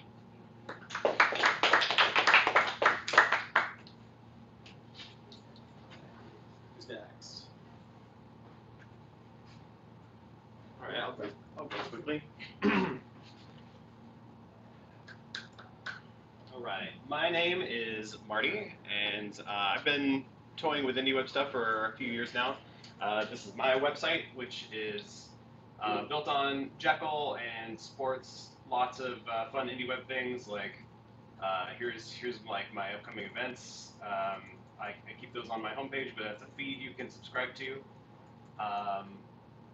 What's good here? I do a weekly-ish podcast that summarizes things going on in the IndieWeb community, and I host that here on my own site. So all that posting is done through IndieWeb-based tools that I've built that post to my site.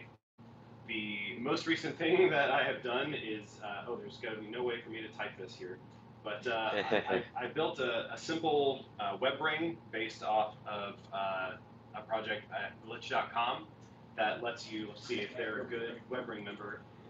That lets anybody who can sign in to the IndieWeb wiki. You could also sign into the IndieWeb web ring and add yourself to it, and kind of bounce around to all these different folks' websites.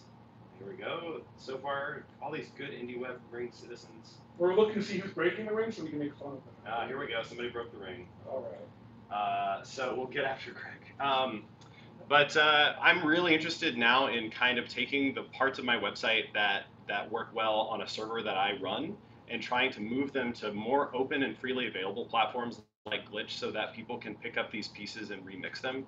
I'm realizing this is kind of the equivalent of like moving out of a perfectly good house and into like an apartment that I have yet to build. So I'm probably going to disappear from a lot of IndieWeb projects for a while I do that, but I'm very much looking forward to it. So any folks interested in talking about like open versions of building blocks, especially things that people can run on freely available services, I'm super into that, and that's one of my goals for this weekend. Marty and I would like to get all the building blocks on Glitch so people can just take them and build them and go. Yeah. That's kind of our goal. That's one of the goals. All right. Yeah. Sorry, I'm new to web development. What is a web ring? Oh, great question. A web ring, back before Google existed and everyone could find everything with search, you needed a way to literally find web pages that you hadn't seen before. So a web ring was a way for usually folks that cared about a specific topic to have an affinity group where you start on one page about My Little Ponies. You can find a bunch of other people that have web pages about My Little Ponies or Backstreet Boys or Flash development. And it was really just a way of also creating a social network. So usually these people knew each other, and they would have meetups about their web rings. Some web rings used to fight each other on the internet. It was a good time. And so this is kind of a way of using current IndieWeb tech and building blocks to throw back to something that was like a very DIY, very social thing you could do on the web without relying on Google or Facebook to kind of like create these groups. We need to bring that. Read the history of the battles.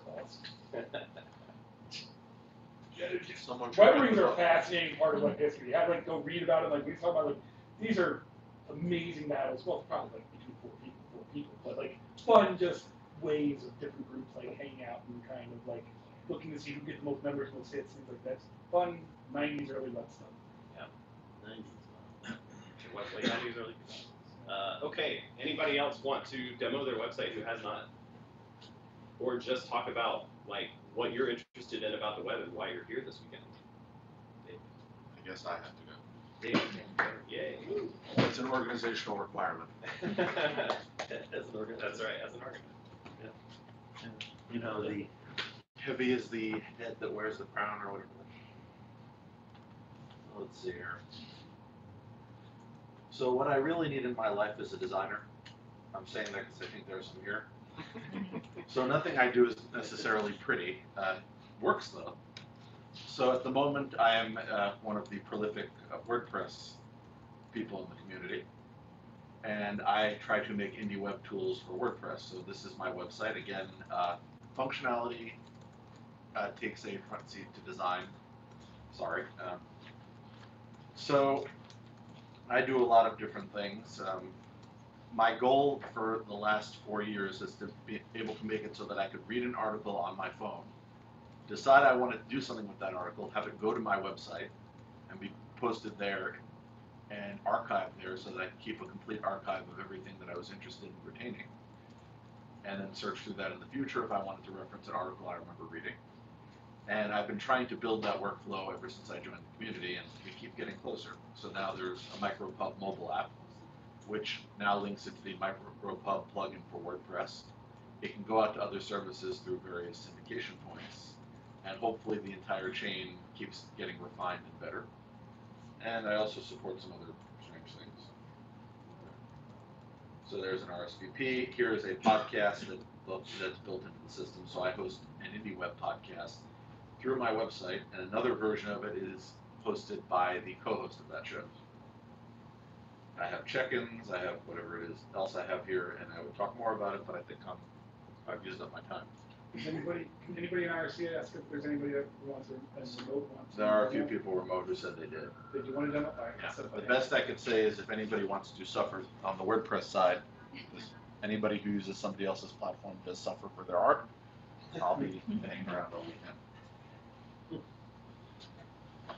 Before we go to remote demos, is there how about if you don't have something to demo, what are your goals? What are you thinking about building? What do you want? Is there something you want to learn? What? Oh, okay.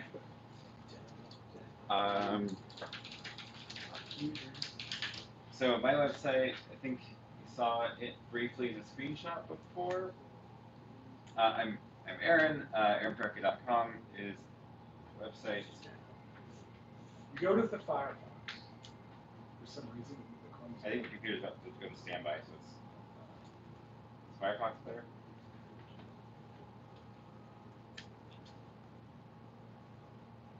There we go. This is my website. There's a lot of things on here, and I'm still really happy with this little Easter egg feature of this grid, where if you click them, you can draw pictures, and it saves it so everybody else can contribute, which is kind of fun.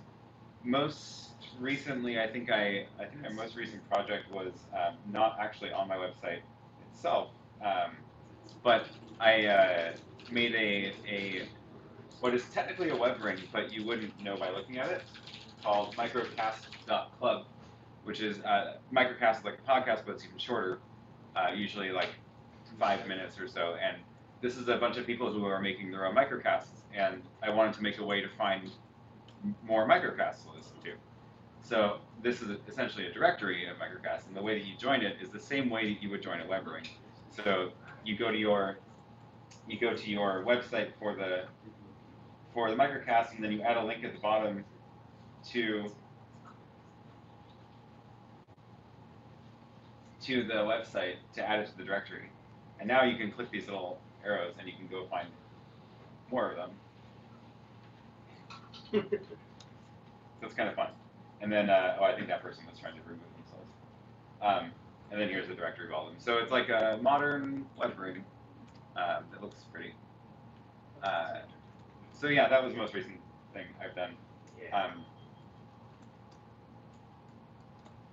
But if you're interested in any of the like getting check-ins on your website or Instagram photos or replies or events or anything like that, like I have tons of stuff on here, so I'm happy to answer questions about how any of this stuff works. Like the Scroll up and show your Like the pixel toy. blue dot. Aaron, can you show your pixel toy? Yeah, live pixel toy. There we go. Pixel fight. All right, thanks. All right, so I am going to try to get on Hangouts real fast. Oh, it says NYC. I see. Good job. I'm I was looking flying- at the green. You're doing it in blue. Fortunately,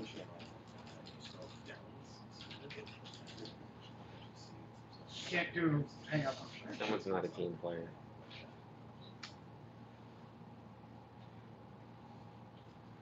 It's going to be for my channel, Aaron, and then I'll download the video and we can move it to the IndieWeb channel. Just because of Is there really no floss video chatting platform yet? Well, there's PeerTube, which is getting closer. I don't know enough about it. No, but that's not for streaming. Oh yeah, first. Well, how do you? I don't know, but like no. You want to build one today? That'd be awesome. I did a whole write-up on how to do it using your own web server. Cool. Of course. I'm so tired of seeing Google Hangouts everywhere and like all these open source. The other problem is getting people to get onto these things, which is the other one. Rush. Yeah, it's the thing. Like when I want a one button press. All right, link for demos. We've been using Zoom a lot, but again, that's proprietary. You tried talking. I've tried the RTC, the Air Mozilla version, but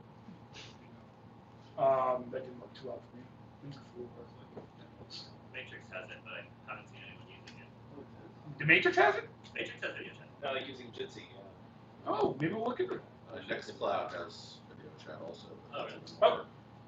All right, there's Stephen Downs, I think, and he's going to go first. And we have Martine.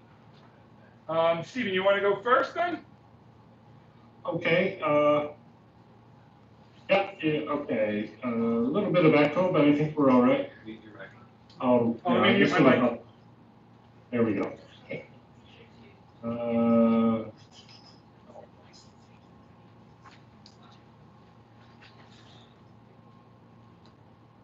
Well, I'm assuming you can hear me and see me. I've minimized the window where I was. The share screen button is in the, if you click on the hamburger menu, the share screen is up there in the right corner. Yeah, I've got about like 30 tabs open.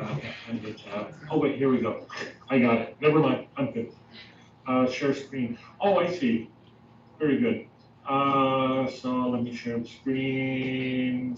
Screen. Okay. Screen sharing. So we'll ignore this. So what I can show very briefly is something called Grasshopper, which is a thing I've been working on for a very long time. This is the exact opposite of the minimum viable product, build something small, build quick, and all that. This is a big, heavy thing, but my experience, and my experience goes all the way back. I was thinking of Tantic, who was speaking earlier, all the way back to the days of Technorati and watching Tantic's work there and working in RSS. So when we have all these small pieces that you join together, it's really hard to work with because nobody knows how to join all the small pieces together, least of all me. So Grasshopper is a framework in order to do that. So I'm just going to load it quickly. Here's how it looks when it starts. Well, not quite so blank usually. So it's just a simple start screen. You can do some of the things. Basically, it functions as an aggregator. It's an RSS aggregator. It also aggregates Twitter and some other things. It's a content editor, so you can take the things that you've aggregated and make posts or whatever, the different kinds of posts. When you publish those posts, you can publish them to Twitter and Mastodon, etc. RSS, of course, and JSON. It's also got some chat functionality built in. So I have channels, I can join these channels to Twitter or to Mastodon or whatever, etc. So the main thing I would talk about here is what the thinking is behind this, and why I would build a big monster thing like this rather than small tools that can scale really quickly. That to me, that's Grasshopper the quick pitch. I'm not really getting pitches.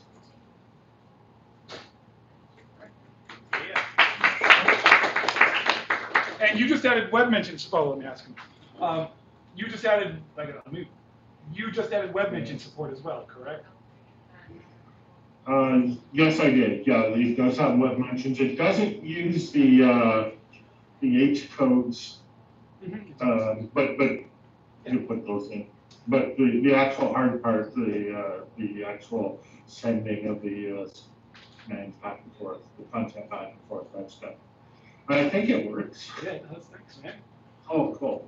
All right, so we're going to go to Martine next. Or maybe not.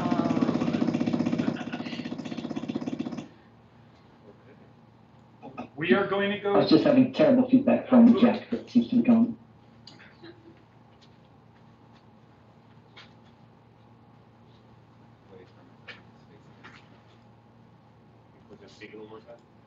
And he froze. Martine, you froze, so we're going to skip over to Jack. Or did I freeze? No, we're going to go to Jack. So Jack, why don't you go ahead while Martine tries to reset.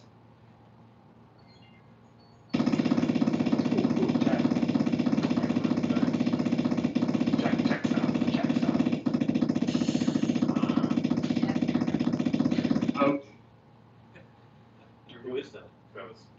I think it was, no, it stopped when Martine got off, so maybe it was, or did you just turn the volume down? No, I didn't do All right. Martine, you want to try now? I think you're Yeah? good. Yep, you're Can good. you hear me? Yep, we got you. Cool. Let's see if I can share screen. I hope. Yeah, we see your screen. We see your screen. All right. So you should now see my website. So my name is Martijn van der Ven. This is my website, vanderven.se/Martijn. You'll find all my information here. Everything I've ever shared on a social media platform is here. The last thing I added is if you click my current weight, it'll take you to a graph of my weight this year. You need to have something there.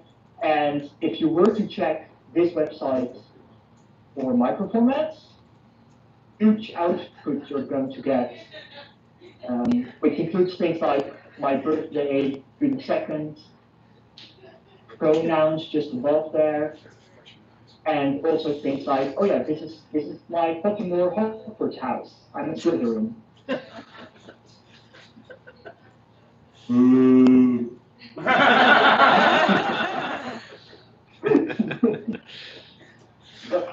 Everything is in there, and if someone has any fun ideas for things I can add into it, please let me know.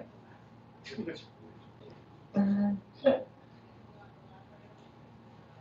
That's that.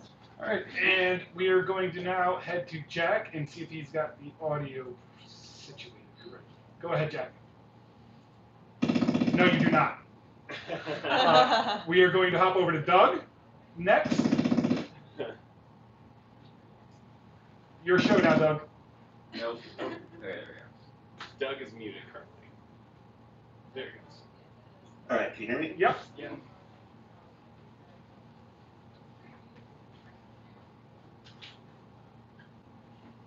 You can talk, Doug. Talk. Hopefully. Oh.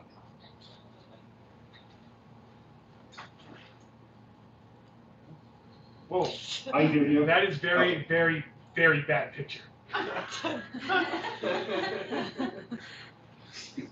Doug, you can show your website instead of that awful shot. I just got a haircut. Hi, I'm Doug at dougbeal.com. I'm running WordPress and Docker on Linode. I'm running various IndieWeb components, and I have my wiki user page embedded into my web page. And then I've recently rebooted the website club for Seattle, so I create events there so people can RSVP. And here's my own. And then we have a few others. And then I do Pesos via Pesos from Swarm via Own Your Swarm. That produces a post that looks like this. So this was last night at the Adventure Zone, Fairmount Theater. And then Own Your Gram, Instagram. Here's an inside shot. So that's showing up.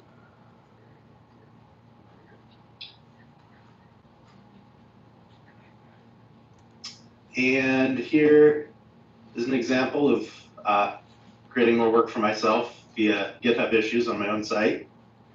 And it goes via Bridgie to GitHub. That's the wrong link. It's down here.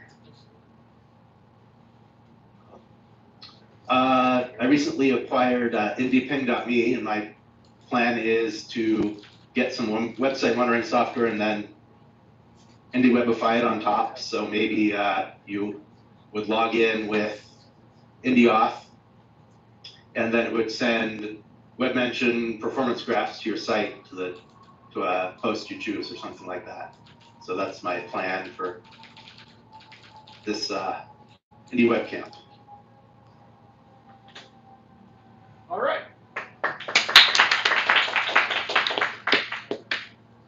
All right, up next, we will have Kevin Marks. Kevin? You're muted, Kevin. You're muted, Kevin. You're muted. Kevin, you're muted. Yeah, you unmute him from the. Yeah, sorry, I wasn't expecting to present, I was watching. Oh, do you not want to? Okay. Do you not want to show your stuff? Then I will go to Jack, and we'll see if Jack has sound now. All right, Jack, you're up. I think you're gonna work. Well, it's better-ish. Yes. You sound like evil Dark Lord.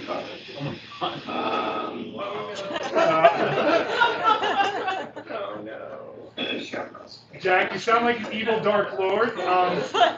If you just post your link to the Indie web chat, we will all be able to look at it. Sorry it didn't work out for you today. I heard him.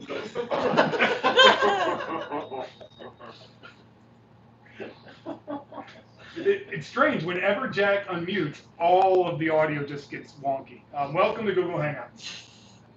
I think maybe his audio is feeding back through, which sounds like a personal feedback. He's listening to everybody else's. Oh, so Jack, can you turn your volume all the way down and unplug your headphones and try it without your headphones?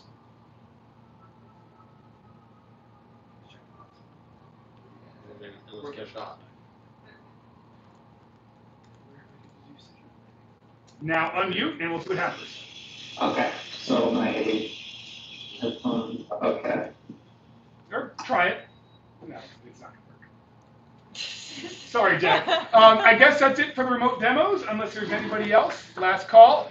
Thank you, everyone. We are now going to go to sessions. I will keep the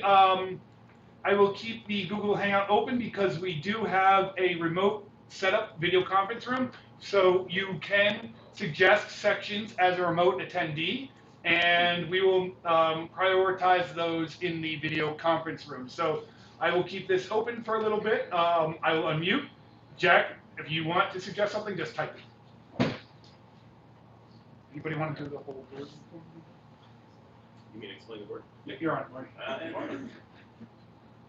All right. So, David, do you have something? You're standing. No, my You're ready doctor to told go. me I should get up periodically for medical reasons, so I'm just stretching. Great. So the rest of the day pretty much is going to be sessions about whatever you want to talk about. So we've got 3 rooms total. We're going to keep this as kind of a hangout hack space. So if there's no talk that interests you and you just want to keep hacking on your website, stick around here. It's great. We have 3 other rooms for breakouts. One is right here, the video conference room. You'll notice it has the IndieWebCamp sign. All of the breakout rooms have those IndieWebCamp signs. So the other is the Design Factory, which is room 238. It's right around the corner. If you keep going, then the collab area is on this opposite corner here. I think it's also got a sign. All of those are also set up for video streaming, so we will have Hangouts links for people that want to check this out remotely, and that'll be recording to YouTube for posterity. So the way we break down the session grid is we've got 2 sets of post-its here. The colors, I think, are meaningless today, unless we want to ascribe some meaning to them. But there are 2 sets, so feel free to come up, grab a Sharpie, grab a pad, and write down the topic you want to talk about. If you will be moderating the discussion, please do just put your name or your website. And you don't have to know a lot about the thing you want to talk about in order to moderate the session. Moderator, all you really have to do is like keep the discussion going. If there are people that are really quiet but look like they have something to say, make sure that all voices are heard to the best of your ability. And at the top of the session, designate a note taker. Get somebody to take notes for the session. That's all you have to do as a moderator for a session. So really, if there's anything that you have like burning questions about, but you know nothing about it and you want to talk about it, come up and make a session. So we'll have these here. Basically, just like write down what your thing is, your name, and then announce it to everybody, and we'll find a place for it in the grid. And if we start running out of spaces in the grid, then we'll negotiate. And every session has an attached Etherpad. That's what we mean by note taking. And it's set up with a template. So it's in the markup for Wiki. But if you don't know that, don't worry. We will fix it for you. Or Dave will. Someone will. Right. So, but do your best to try to follow the formats in the note takers, or ask note takers if they know how to write it as correct as possible. That's the one other time thing. But like Marty said, if you want help with something, propose that session. Like, hey, somebody help me make a website. That's okay to put up that session. You don't need to be the expert in the room proposing the session. So we'll take a few minutes, grab a marker, and go put up the session boards. And the people in remote, just unmute yourself and say what you want, and we will add that to the session to the grid somewhere. Or I would say drop it in the IRC. Or drop it in IRC as well. And they probably just can hear a word I'm saying because my computer's muted.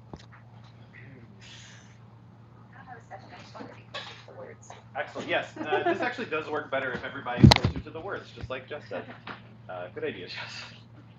So, remote folks, you can just unmute and suggest your session. We'll write it down, or it might even be easier just to put it in Slack or IRC, because then So our we name, can right? read what you wrote. But here once We have to it's put our me, name. I I'm don't going think you to have. leave Oh, my okay. computer muted, but all you have to do is unmute and suggest a session. I'll take video conferencing for 3.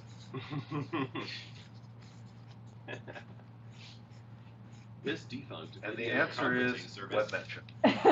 was bought by Facebook. The bathroom is really Yes, Yeah. and the women's bathroom is like immaculate. I'll show you. Okay. Oh, nice. I'm gonna go there too. Oh, okay, I'll follow you this time.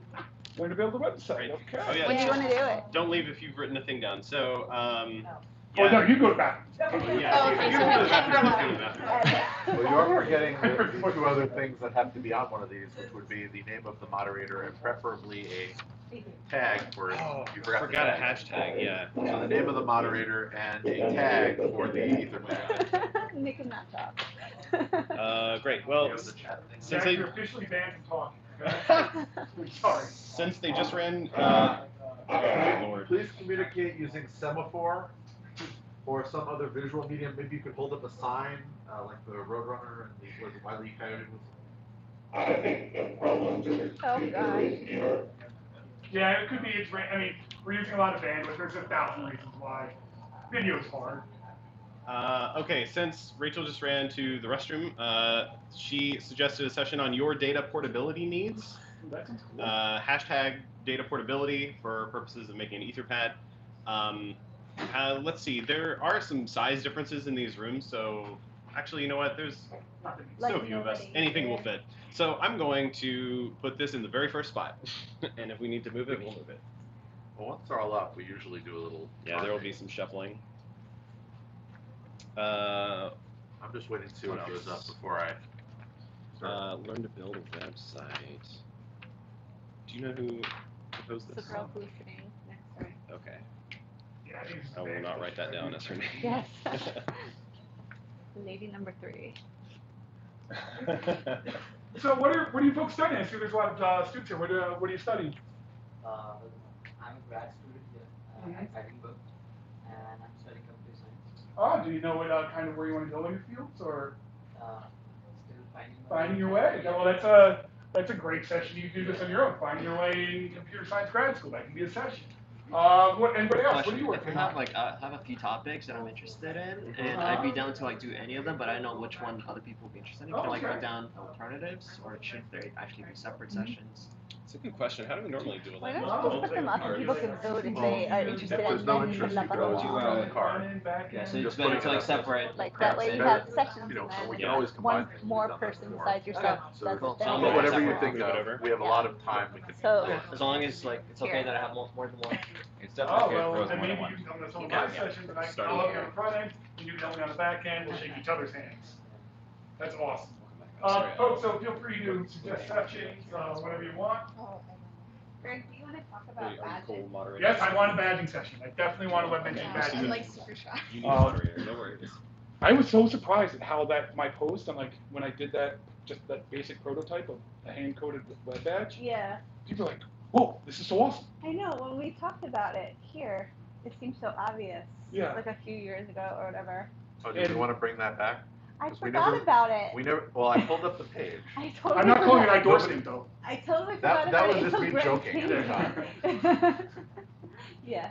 But the point is, we never actually built that. We never built just it. talked about it. I have a hand-coded version, now we just gotta get to a little prototype. Well, we could kind of have that Map it out, today. yeah, let's, even You if we wanna just do that? get to a point where it's mapped out. Yeah, Badge build that mapping? session. All right. Yeah, web mention badges. Before this goes up, do you mind just saying a little bit about just introduce your topic and what it is so everybody can hear? Oh, right now? Yeah. Oh, I was just, I've been following lots of activities of projects, and I thought people might want to, Well, see, Open Badges know is so what's stuck, going that's on. pretty, okay. I shouldn't say that. I like Open it. Badges has a About very them, I don't developed spec, and All right, I 10,000 feel like I active shouldn't people steal join their us. hashtag. But yeah, no, let's do it, Open Badges. If you have badges Whatever and you you want. have endorsements, you don't have to use the funky Yeah, yeah, stuff. just put badges for now. Yeah. Yeah. It's got- And we were originally, we kept going back and forth, we said certificates don't work, certifications, because that in the developer world means real things. So we didn't want to say certification or certificates, because certificates mean stuff. Should I make our Just hashtag? badges, We put, just the word badge. we put bad How about the in hashtag, badges. we don't need no stinking badges? Or no, I don't want to say Wow. Or web mention Does it badges, need that my works too. name? That Yeah, if distinguishes- you're gonna moderate, Right. yeah, go ahead and drop a name. Anything go. All right. It's open watching. I like it. It's Yeah. I think it's Especially fantastic to build simple things and then grow them into more complicated things. Like my website actually started out as just a single HTML page that was being served, and that's it. And I love. And then it grew into what it is Sky, today. They're good people. Wayne's good. I know he needs to do well, but it's just not the right way to do it. What are we talking about? Consent backpack. going All right, so we have a couple of more topics to talk about. So just so everybody knows what's going on over here, we're collecting topics to talk about. We'll go through these, and basically, if there's more than one person that wants to talk about it, we'll put it in the schedule. Just going from top to bottom, we have 3 different topics. Anything go over there? Yeah, basically anything Go related. Is this where did you go? Getting started on your first website. Yeah, like if in if Go. you want to learn how to use Go, I'd be Oh, super okay. happy to talk to people about that. But Cool. if you're also doing more advanced things with Go, I'm also down to talk about that. I love it. So yeah, any topic related to the Go language, including subtopic possibilities of getting started on building your first website with Go or hosting Go packages. I'll just read through all of these and then we'll do the voting. Another option is let's talk about ActivityPub. There's a lot of stuff going on in that world, Mastodon, and you saw a demo earlier. So that's a good topic. Data portability, we've had up here. Learn to build a website. So starting from nothing. This one will need a moderator, but I think this is a great topic. I can moderate that. Great. So then last up here we have hacking on badges. And do you want to say any more about badges? Like Jeff's what? gonna monitor Okay. What do we mean by badge here? Yeah. that. I mean, all right. So what I mean is using basically a simple think about I call it I want endorsements at the DNS level. I want to be able to, and you can see if you go to my website and you search for web mentioned badges, you'll see a long feed where I prototype this.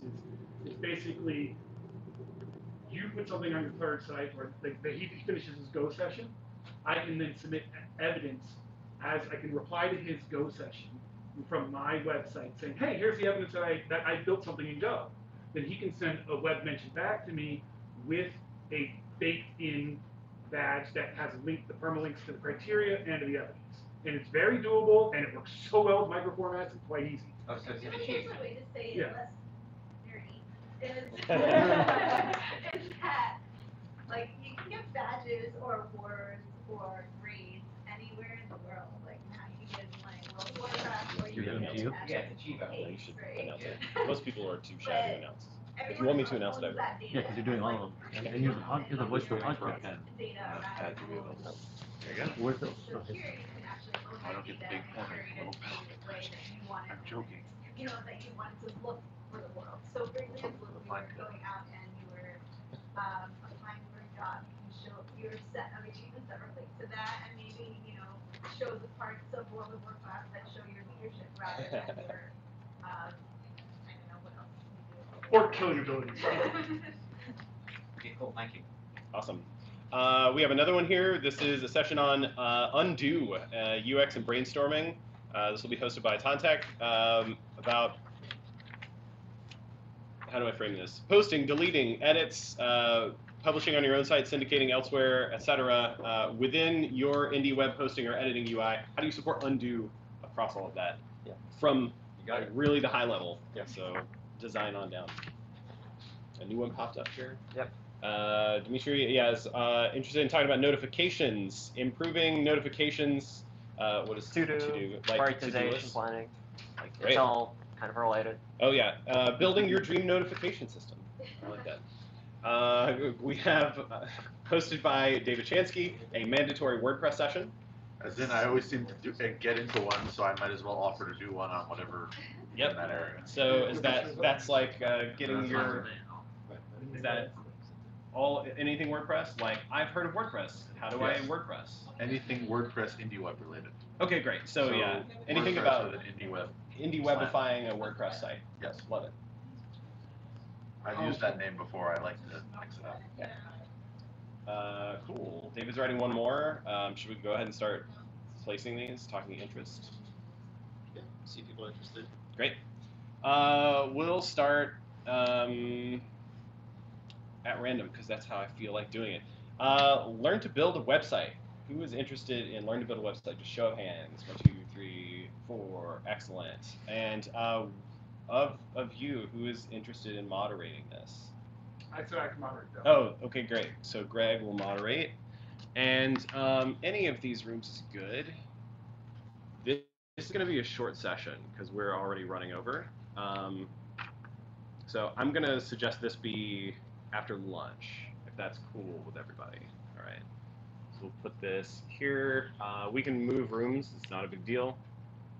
JG Mac 1106.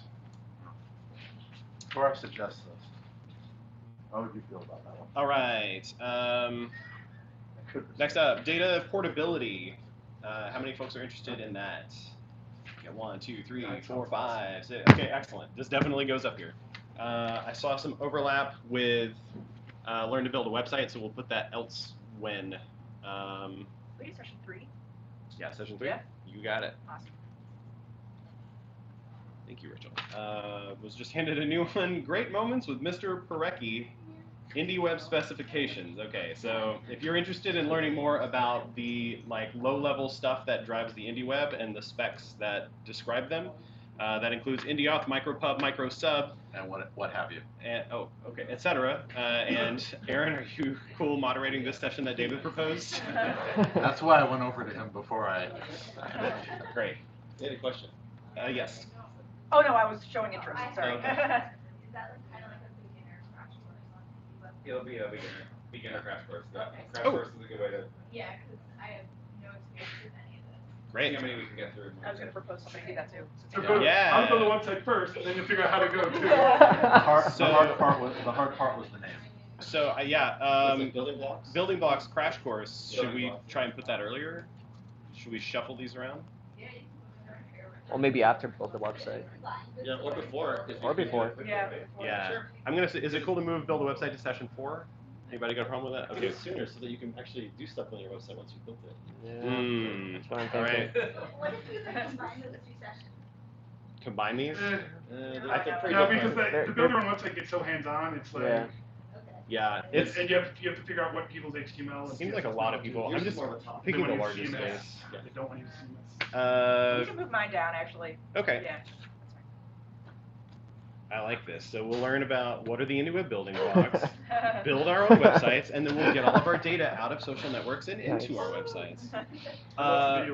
Cool. This is where it's going to get hard. So we only have a couple more open spots. Hacking on badges.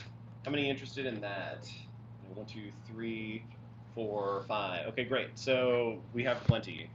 Anybody got a problem putting that in session 5? No? Okay. I'm just going to pick this. Oh, you have to leave, Jess? Yeah, that's 4 to 4:45. Do you need to leave before that?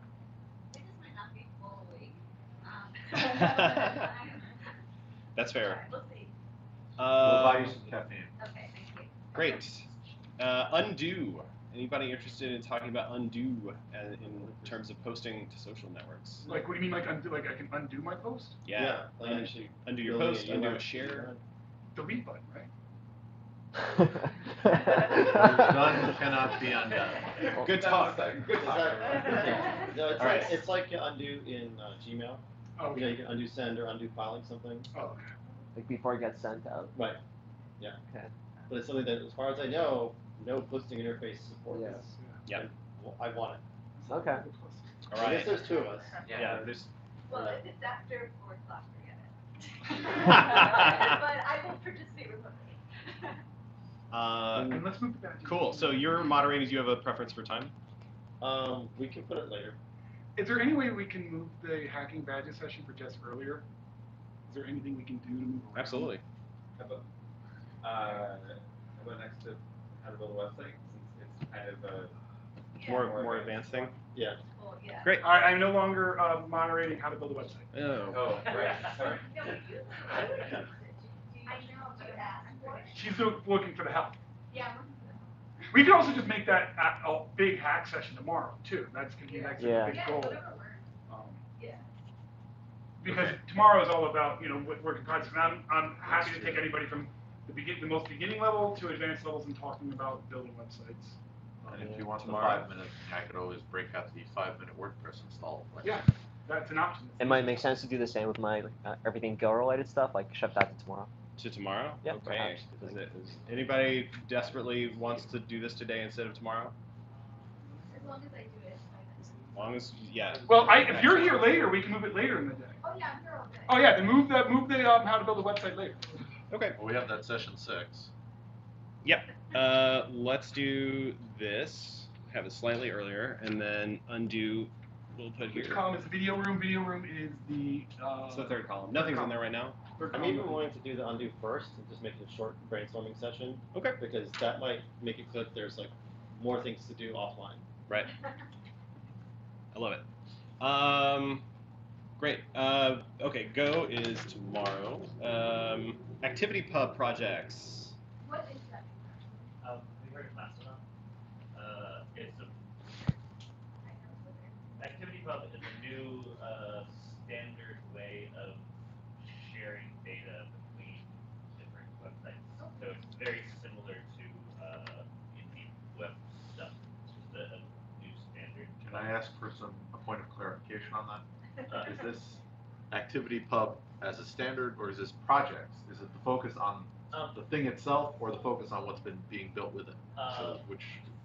Just talking. I mean, I was just. It's something I've been studying for a long time and have know a lot about it. So if there's people that were interested in learning about what's going on in the Activity Pub space, I So it's an overview. Aaron, is your like computer thing one of the options Any, right now? can we get a show of hands, It's not. folks that want to talk Activity Pub? Okay. It's like I wanted to do something pretty similar, Right. and I You thought still if wanna you were doing do it, it? I'd want to join that. So that's two. Sure. Wonderful. Are you cool doing that in the early session? It'll be a shorter one. Sure. I know we got Martine. He was trying to get web mentions, writing main guy for web mentions to work on that. Boop, boop, boop. Great. Notifications. Building your dream notification system. Anybody interested in talking about that? Go one. So the idea is like, we all kind of deal with notifications differently right now, and if there's something you want to improve about that experience, like make it more efficient for you, then this could be where we discuss that. Yeah, I'm interested in that as well. Okay. Cool. Do you have a preference for where that goes? Whenever I'm here all day. Bam. I think we need to be notified at the end of the day. Cool. So that leaves mandatory WordPress session. Who wants to talk WordPress and IndieWeb? Show of hands. No one does. We can always merge it with the build the website session. Got one. Oh yeah. Would you like to do that? No, I'm saying if there isn't, I'll just put Hey, come on in. there. This is IndieWebCamp website, or you run a website. This is about building your own identity online as a young computer science student. Oh, that's okay too. That's fine. Cool too. If you want to do it from your website, we'll teach you how. We're just being welcoming and inclusive. Great. Would you be interested in combining this with Learn to Build a Website? Because WordPress is a really good way. They're pretty similar. Yeah, WordPress is a super quick way to start with a website if you have none.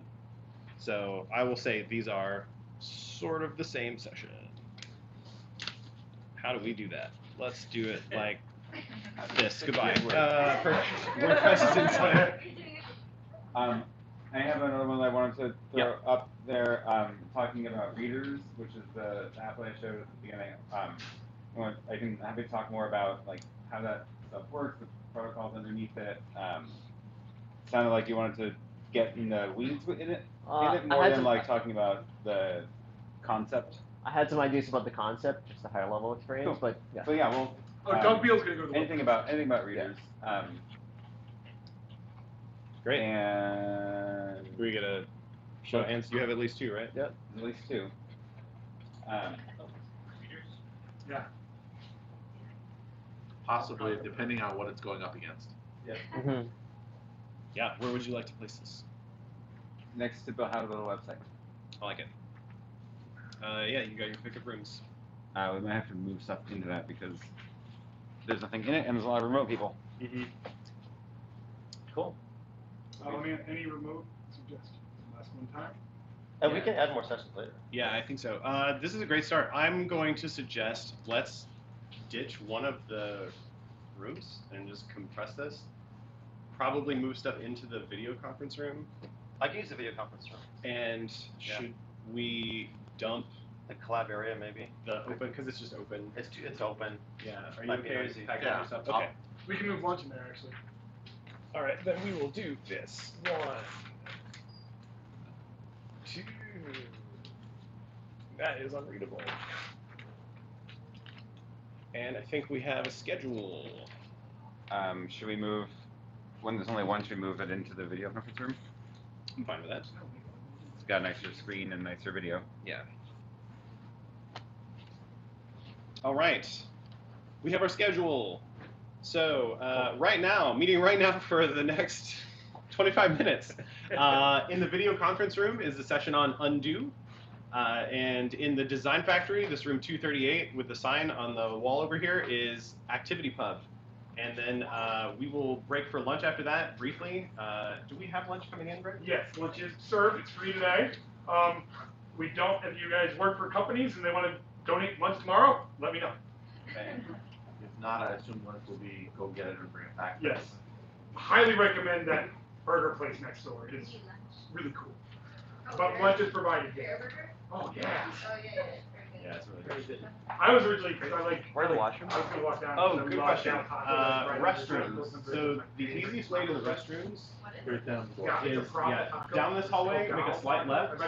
They're not super well labeled as restrooms, but there are whimsical icons, a red and a blue. That indicates this is the way to the washrooms.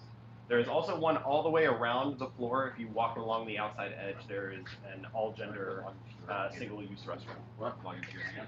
Well, no, I thought that one was being decommissioned. No. Oh, this room? Yeah. I thought, no, it was the This has always been a hangout room. Hello Space is in the corner. Yeah, that's the one that I have my stuff in. What's The the video- design factory? Is the one Right he has here. his setup in. Oh, I thought yours was in the No, I'm decommissioning. Are you all logged You into go with the- me on I'm all the set, team. yeah. I'm gonna That's pack right. I'm my just trying stuff to up learn and go to the a bathroom little bit about because everything. I'm not sure if I'm interested in undo, and that gives me a few minutes to Yeah. relocate myself into. Wait, so- It looks like most of the time, except for here, I'm gonna be. You know what? If I can also do any of the basic stuff that people want to just sit and work on websites. I can sit with people out here and do that as well. If you want one-on-one help, you guys, Dave and I, we can help you getting the I website will started. come out of any session. And we will help you guys through whatever you guys need. Okay? The video conference room is right there. Oh, I see. Oh, luncheon's already here, actually. I don't even know when that happened. I'm really excited about the demo. Oh, thanks. Yeah, me too. That's what It's people been- were excited. Well, and it's gonna be awesome. Yeah, for sure.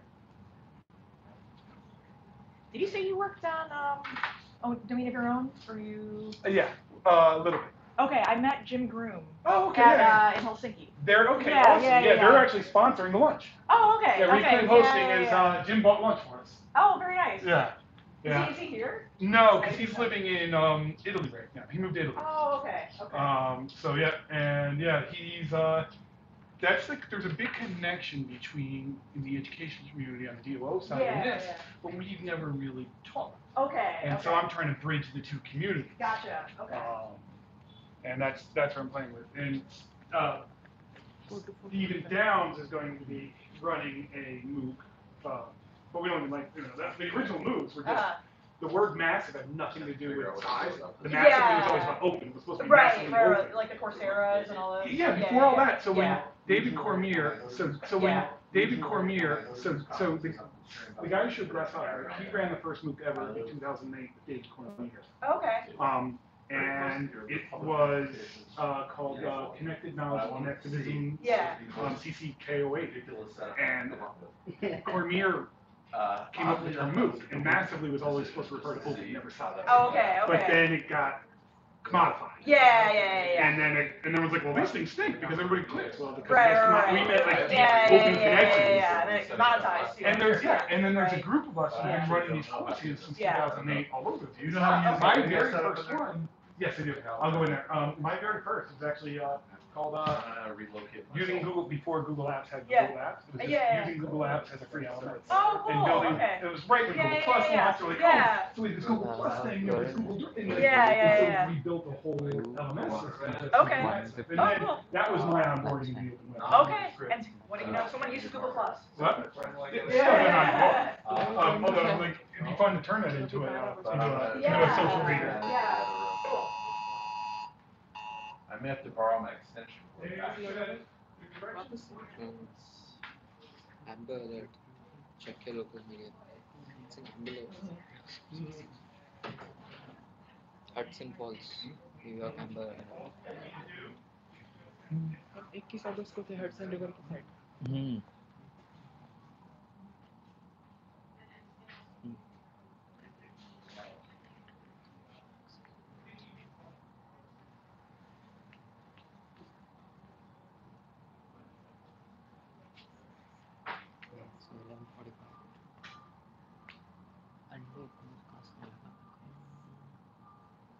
IndieWeb.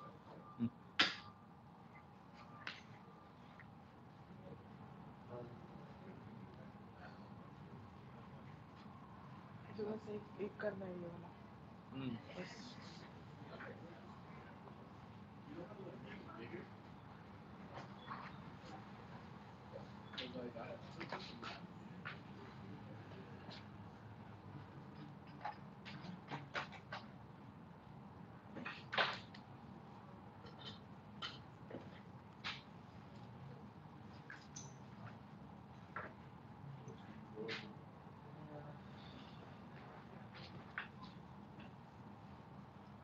Grow another pair of arms.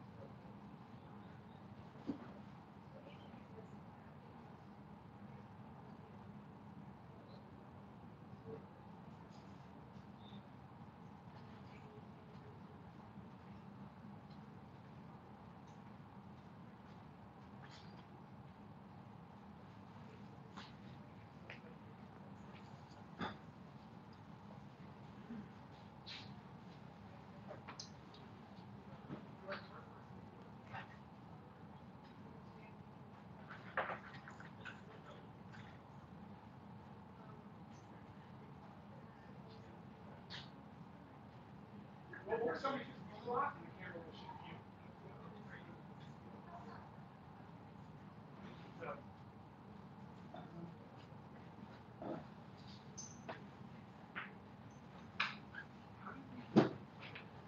Hey, Greg, is coffee coming with lunch? All right, I'm gonna go get some. How is it made up? I mean, I know you probably solved it at 50, 10 people do get some play. That would be Oh, totally. That's what happened. It just happens.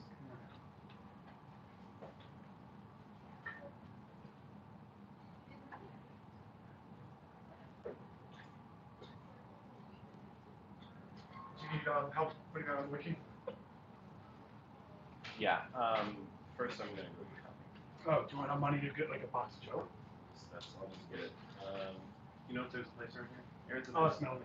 Oh, good idea. I'll ask Melanie since I'm going. Okay. I'll do that. Yeah, just try to get a big bulk one. And Yeah. I'm gonna get 2 boxes. Yeah. If there's 10 of us, I'll get a box. Yeah. Actually, I'll get 2 boxes. Or get a box of hot water and a box of coffee. And go with tea drinkers. Okay, let me ask. Let me ask, actually. We're going to do a coffee run, but we're already tea drinkers. We need to think hot water as well. Somewhere that does that.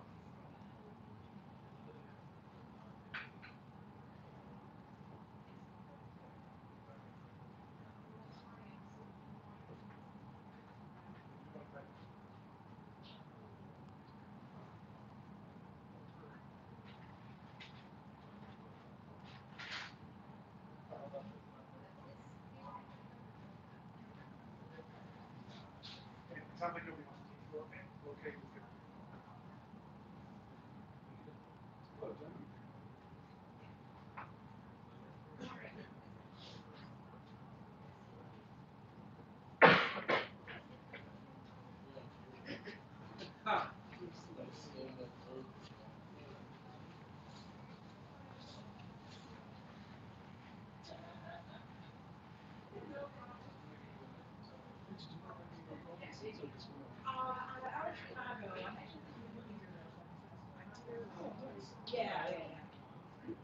In the city or here? Just in the Anywhere. Oh, in New York City. New York City area. Yeah. Where in Chicago? Old Town. Oh, Yeah. That's awesome. My cousin was in Boston. Oh, okay. Very cool. Yeah. It's a really awesome. It's a gay sports bar called Juice. I love it. I don't know what. Yeah. Well, you're probably not hanging out. No, I'm not. But then there's a dungeon kind of bar too, which you Okay. probably aren't going to. Okay. I don't know maybe that one. They used to own a Boston Mexican restaurant, but they tried to do super high-end Mexican. Oh, okay. Like, nobody wants super high-end Mexican. There's like a small crowd. It was called like Rose Mexicano out here. Yeah. It was called like 1842 or something like that. It was so phenomenal. But, Okay. like, they didn't want to serve cheap frozen margaritas. Yeah, Everyone's like, where's your margaritas? Right? Yeah. It was like, we the mixologist. We'll make you the best margaritas in the world. Like, no, we want it blended with ice. And Right, but for $5. Yeah. Yeah. And they went out of business. Oh, yeah. There's a few people who do that. Are you based in the area here? Or? No, I'm in Connecticut. I'm a Connecticut. college professor at in New Haven. Oh, okay. I gotta get that up on the wiki. Oh, okay. No. So I've been doing that. So I get out to Chicago a little bit. That's fun. Okay, that's cool. How long have you been on the data portability team? Coming up on 4 years, which is kind of crazy. Really? Yeah. Well, the project started in like 07, which is crazy. But now, did they announce all the players working For the new together? project, we've been like wanting to do it forever.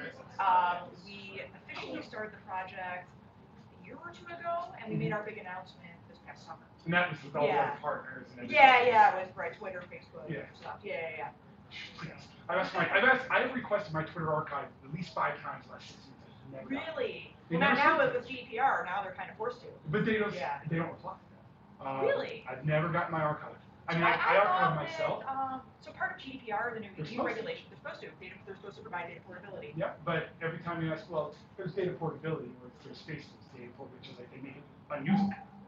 Okay, so we're actually working directly with them, with their engineering team, and they're all gung ho about it. They're like picking our brain, and they're totally into it. That's cool. Because Yeah. that's the hard, like when you downloaded, people downloaded all their Instagram, downloaded things, it's like you want to import the Yeah. They stripped all the dates, Yeah. they stripped And I away, think, they did it on purpose. They don't Yeah, want and it. Facebook, I think like they kind of strip away the content. So that we're now don't know if this is public or not, we're trying to work on like getting social graph information. And the engineers there really want to do it. They really want to do it. So. Engineers are building. Yeah, exactly. Yeah. That's awesome. Yeah. What were you on? What were you on any other projects before that? Not at Google. I was actually out here at a small company called Rent the Runway. Okay. Yeah. So I was actually here before. Now I'm there and I'm looking to come back. But hoping to stay on the deliberation. Do they have a lot of folks on the East Coast? So Google does in general, and they do have like remote situations. My team doesn't. Yeah, it is. Oh, your team doesn't allow remote work? Not like I've kind of been doing it off the record for a bit. Officially, I'm kind of not supposed to. Very odd. I know. Is it portable? I know, right? Can I be a portable person? Yeah. Yeah, how much like if there's anybody that you need have remote options. Yeah. Portable. I know. Yeah, it's funny. We're working on it. Data liberation fund for it. Genie Dan. I know. Right.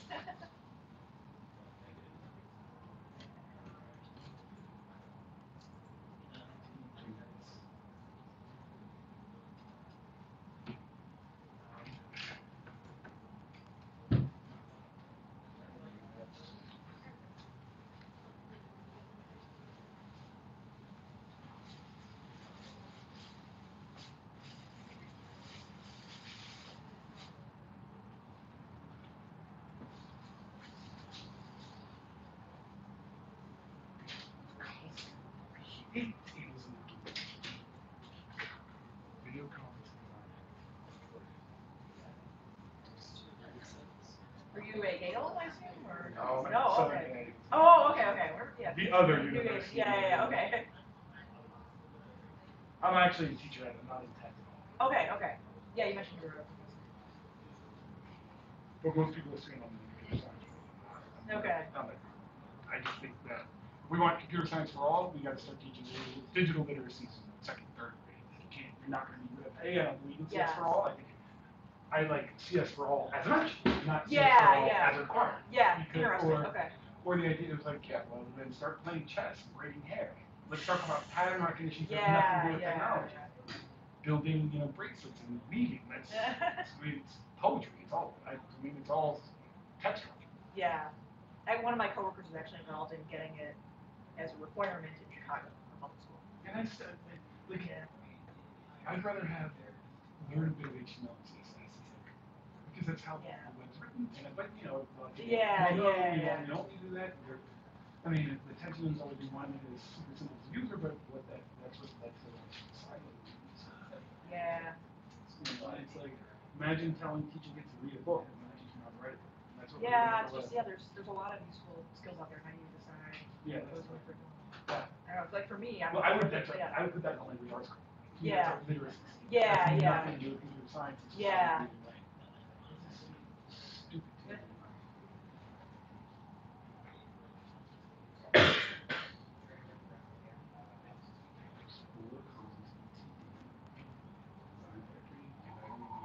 You try not to avoid discussion. And dealing with tables and making markup. I can try. I got it. You got it? It's a matter of, so then we have these 4 columns, so this is costing. This is, I'm having trouble figuring out, okay, so maybe 1, 2, 3, 4, so then I need call spans, we're in the main room, and we're in the video conference room, and we're in the design factory. So you see call spans 2 and 3.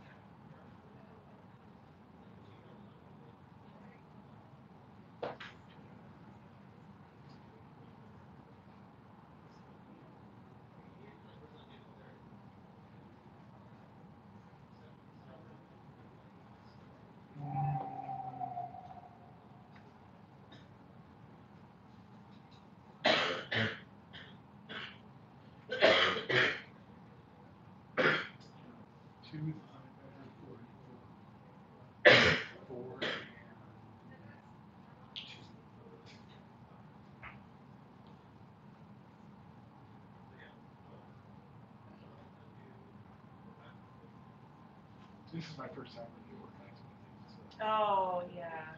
Is that Markdown or something? No, I mean, organizing this. Oh, yeah. No, it took me It took, I had to contact 55 places to find a venue. Really? It's well, it's the internet. Yeah. In spaces and space.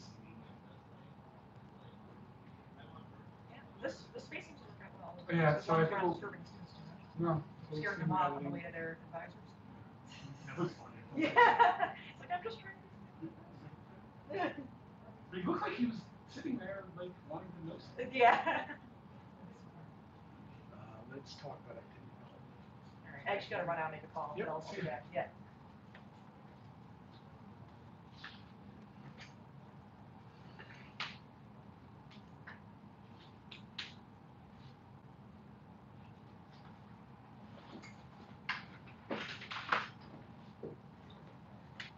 API WNC.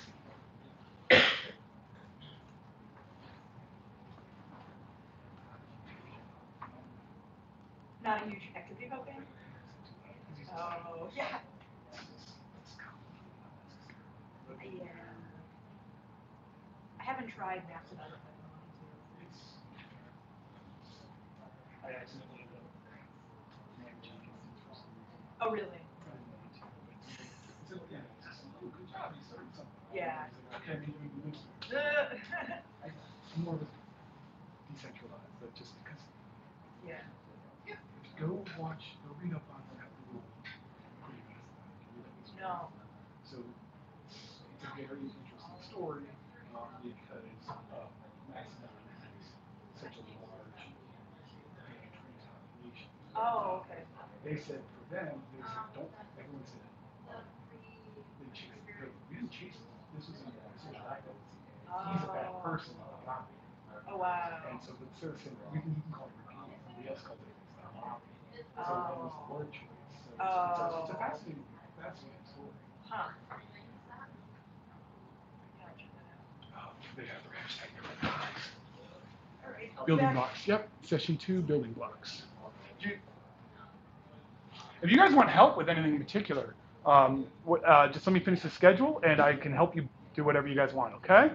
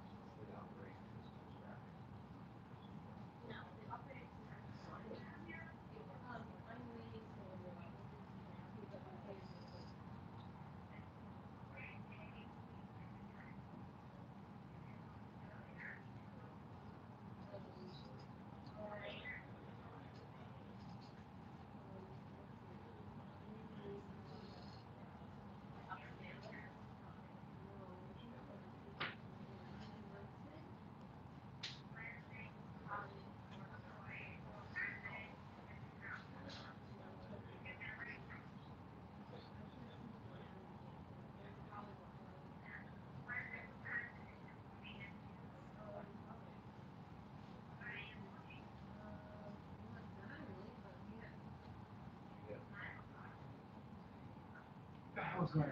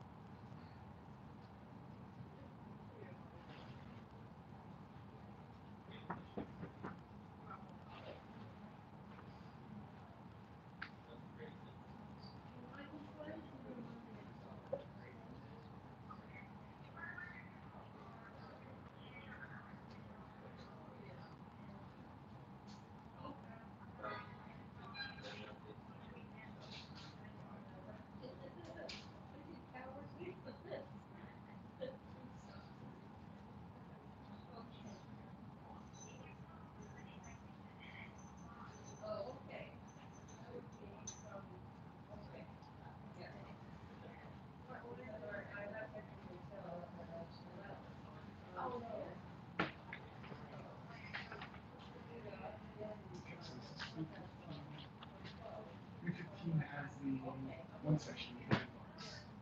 Hey, how are you? You coming in for the conference? Hi. Yeah, I was sitting there. I apologize. I'm trying to. If you've ever used Wikimedia, IndieWeb, 315 is building blocks.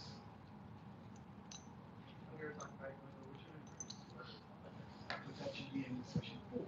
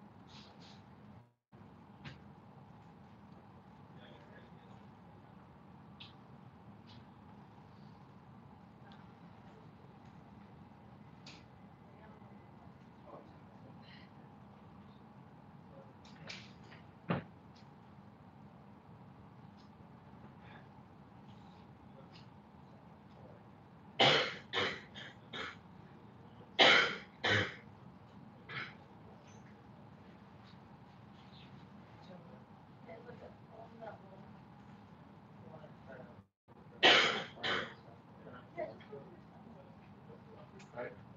For badges is next.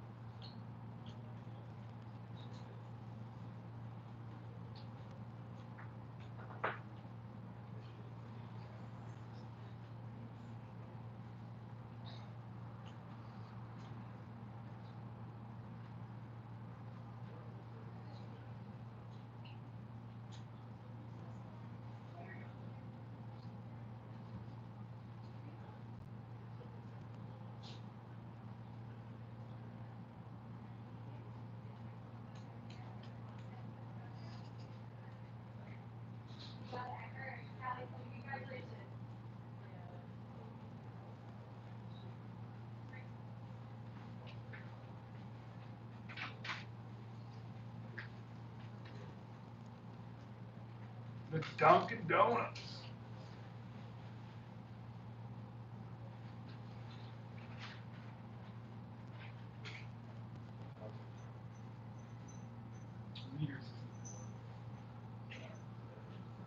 Marty, I'm hoping I'm doing this table right. I'm going back to double check my work.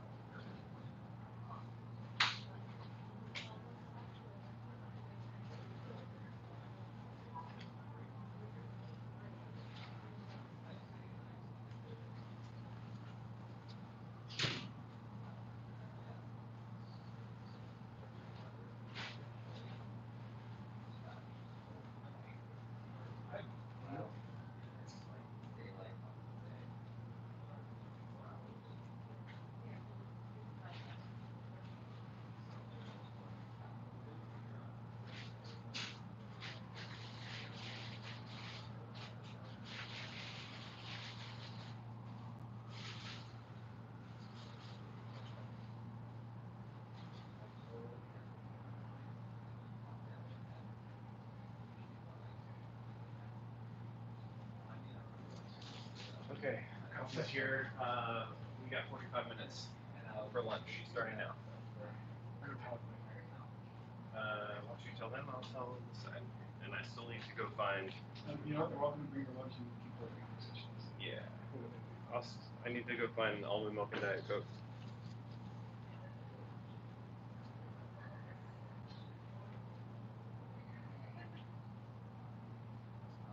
That's the session by welcome.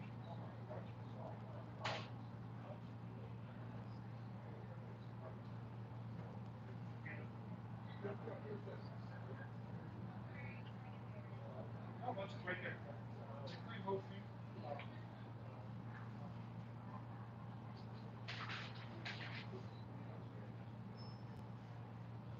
do you almond milk? Or do you drink from home? Which store? Where actually we find some? Okay, perfect. Marty, he's picked up an almond milk on Fulton Street. Do you want one? Where? Fulton Street, which is that Yeah. street. Love it. What's the store? You know? Do you have the name of it?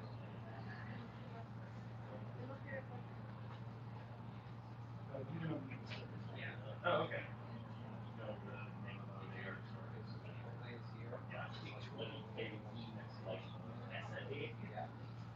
I know. Thank you.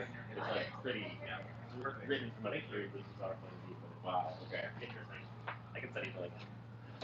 We're doing the food in this area or in the other? The food served. You're welcome to it. You can bring it back if you guys want to keep the session going. I'm gonna sit and eat. Yeah, I think it's not this on mine, but I'm also gonna pack up the other equipment on the other side. Bye.